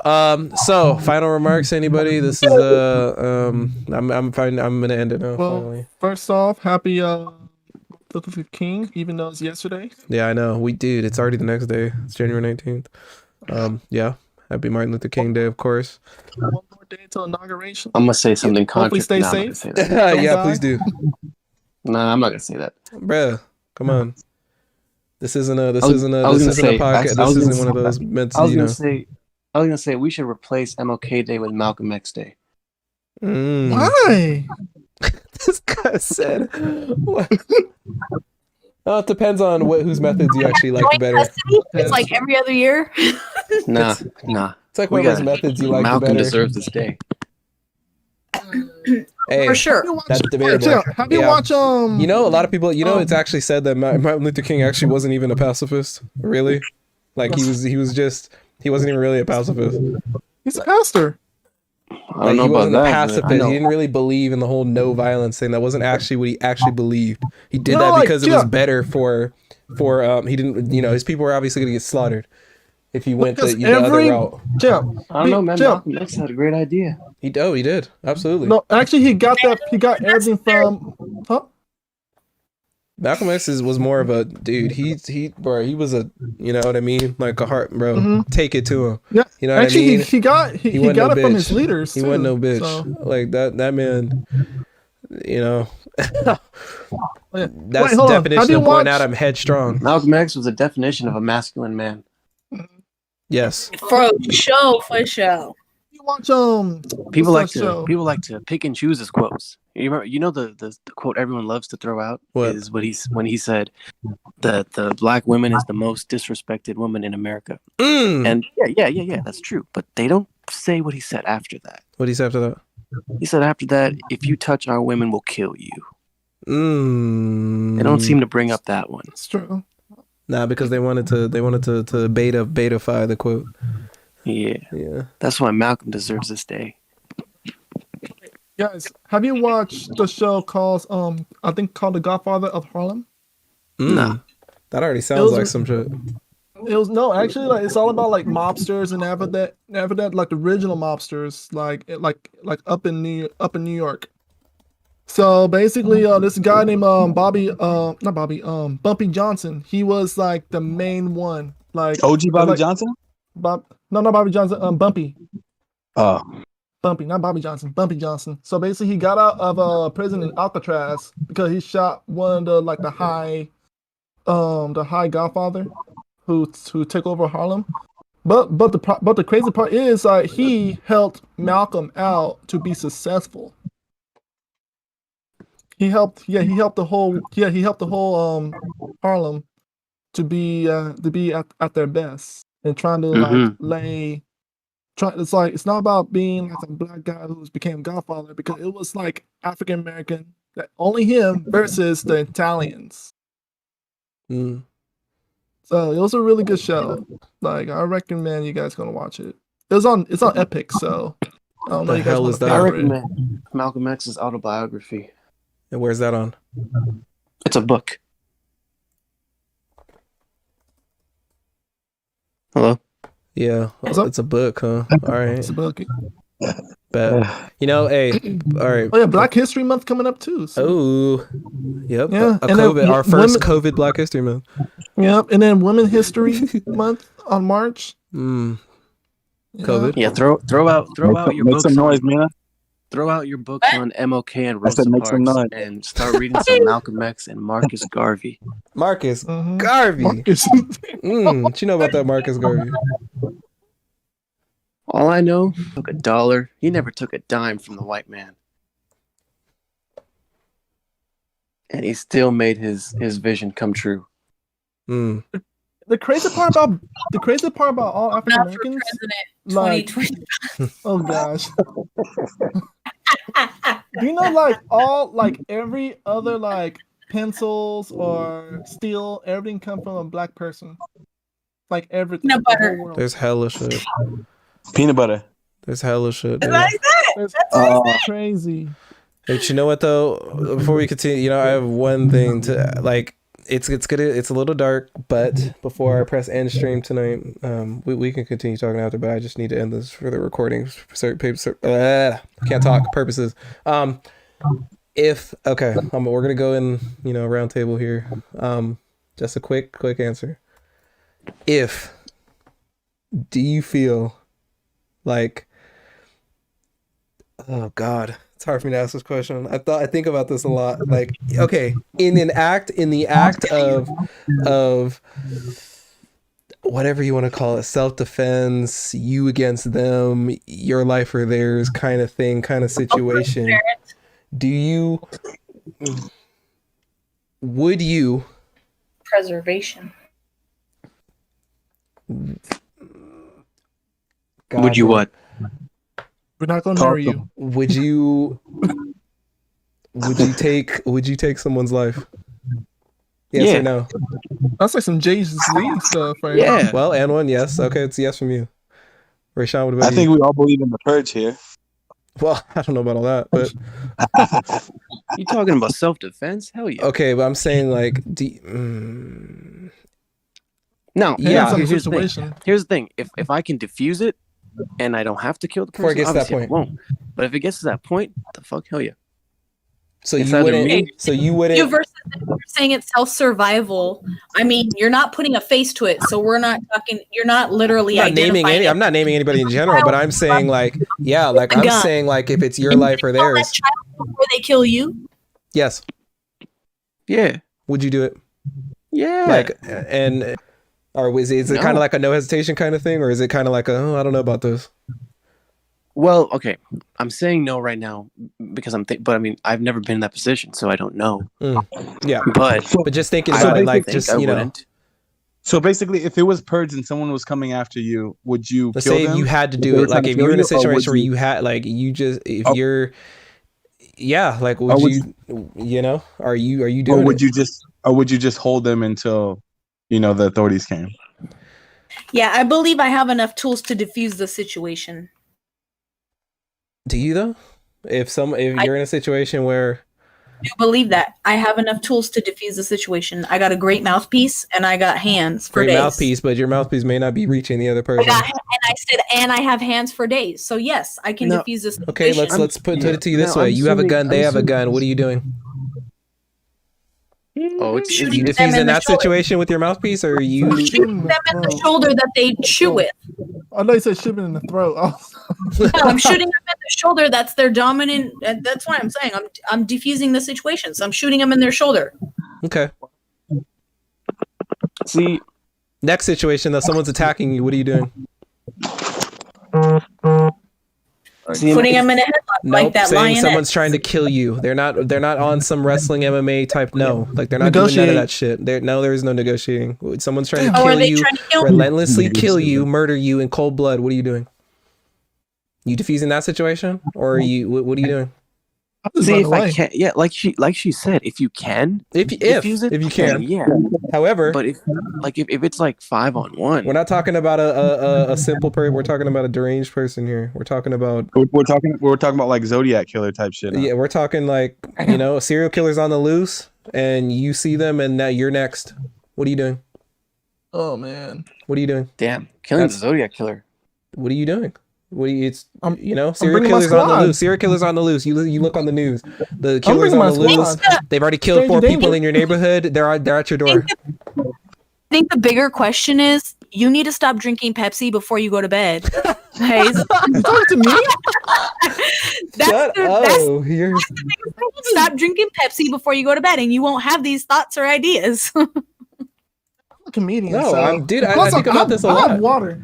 Look, I think I've thought about this. I've thought it's a moral question. It's a moral question that I think that I've asked myself, and I do think that people think about this sometimes. They just don't want to talk about it. Like I feel I'm so into like the deepest parts of people's minds, and hey man, like I said, so many scenarios. Is it a child? Okay, now you're saying it's a mentally ill person or a serial killer. Is it a child? No, it's not a child. It's a grown ass person. It's a serial killer.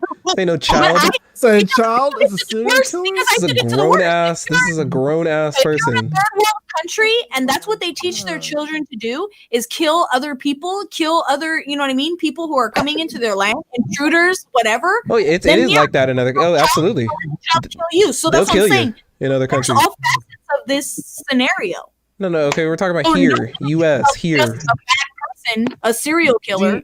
Here in the U.S., a person like the Zodiac killer would only be able to do what he does in certain states. Because? Because he wouldn't be able to do that in a place like Texas, where everybody has a gun, where everyone's strapped. Yeah, of course. Here in California, so that's what I mean by a violent society is a polite society. If people know everyone around them is strapped, you're less likely to do something. Yeah, I'm pretty sure less likely people are in Texas to go in and rob a bank, or go in and yell, "Put your hands up." You know, a lot of police officers are in favor of concealed carry and open carry because it makes their job easier. Yeah. Right. Hey, don't you think the Zodiac was going after vulnerable targets anyways?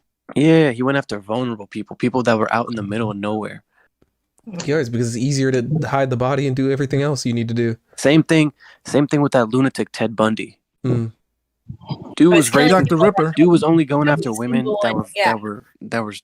Nobody cared about them. They were alone. Yeah. Yeah. Notice, even if you look at the states he was in, he wasn't in no Texas, Arkansas, Louisiana.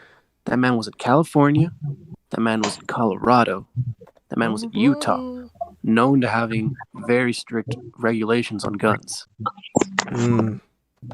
Yep, that's why he went to those places, because he knows it's better. He understood the less chance of someone strapping up. He understood the law very well. People haven't taken away the opportunity. In the States, people take away the opportunity. Mm. He was, he knew the law very well. He was aspiring lawyer, so he picked his targets very carefully. Got the healing guru says, if I seen Mike Myers walking down the street, it's open season. Open season. I'm running. He said it's a wabbit season. It's open season, bro. You know, I feel like, you know what? My thing is like, okay, I don't know why I've thought about this so much. It's somewhere in the deepest, darkest part of my mind. Like, it's just. Do you think it has anything to do with the quote I put in your head? Do no harm, do no harm? Nah. Hey, because that's what that quote is this all the time. Like, I thought about this from a very younger age. Like, I've thought about this, like, what I do. I think it's because you don't want to hurt somebody. Oh, absolutely not. No, I don't want to have to do it, but I think to myself, like, I would do it. Because it depends on your survival. Like, if someone was coming after my family or is trying to, like, kill, like, I think I would do what needed to be done. And I think, like, I wouldn't, I don't know, like, I wouldn't hold back because it's like, it's my life or yours at this point. It's my family's or yours at this point. Like, if we're fighting with knives in the kitchen and it's coming down to that, like, what am I going to do? Like, and I'm thinking, that's what it means to. I have to do it. That's what it means. You're not a person who wants to harm someone, but you understand that sometimes you have to. You got to do what needs to be done, and it's hard, but God. Like you know that island of those the Sentinelese people. Have you heard of them? No. It's an island in, I don't remember where it is, but it's like one of the most secluded and unvisited by modern humans in the world. And they're basically still hunters and gatherers. Jesus. Anyone steps foot on their island, they kill them. It's open season. Yeah. Now, in their defense, they don't know who's coming on shore. Yeah. So in their mind, they're protecting their land and themselves. We can call them uncivilized all we want. Fact of the matter is they're ready if anything goes down. They're ready for the smoke. They're ready to defend their people at all costs. Compare that to some of the early days of European colonialism. Yeah. Where they went to peaceful areas and took the land. Those motherfuckers had weapons ready to fight. Shit would not have happened. Yeah. It's God. All right. Well, that's all I want to know for tonight, dude. We're gonna be on this shit forever. Yeah, I'm sorry about that. I'm gonna go ahead and end it now. Appreciate everybody coming on tonight. This has been the longest. I didn't expect this one to be this long, but you know what? That's what happens when, you know, good conversations going and flowing, and time just you lose track of time and all that shit. But yeah, so I'm gonna go ahead and get to. Well, I'm not gonna do that till tomorrow, but chopping this down, editing, and I'm definitely gonna throw this clip in there. So that was interesting, and we covered some good topics. Yeah, good shit. These are my favorite days of the week, man. Like, honestly, like, I look forward to these every Monday because this is like, it's shit that people needs to be talked about, but nobody wants to talk about, or nobody's, you know, it's rare. It's, you know, nobody, like, it's a thing that I just think that, dude, like, it's the most important type of health there is. I think with mental health comes everything else. If your mind is strong, if your mind is there, if you're conscious, I think everything else follows with it. Your physicality, your emotions, this and that, everything follows with it. So we need to get our mind strong first before anything else. Get that mind strong before getting those arms strong. You should read some books by Carl Jung. Jesus. What? Carl Jung. Carl Jung. I'll definitely check him out. Jung is spelled Jung. Oh, damn. Did not expect that. But yeah, man. I appreciate everybody coming out tonight. It's already 12:34. You know, damn, bro. Jeez. You know, as I always say, you know, stay happy, hydrated, all that good stuff. My name is Hayes, of course. Shout out to all the people I got on the stream tonight. We got Mr. Young Souls, the realist, my boy And One, Twist Ryan, and Mina Flex Muscle, Twisty, and my boy Twisty, and hopefully I'll see everybody back next week. But I'm out. Peace. And I ended it. All right, there. Now we're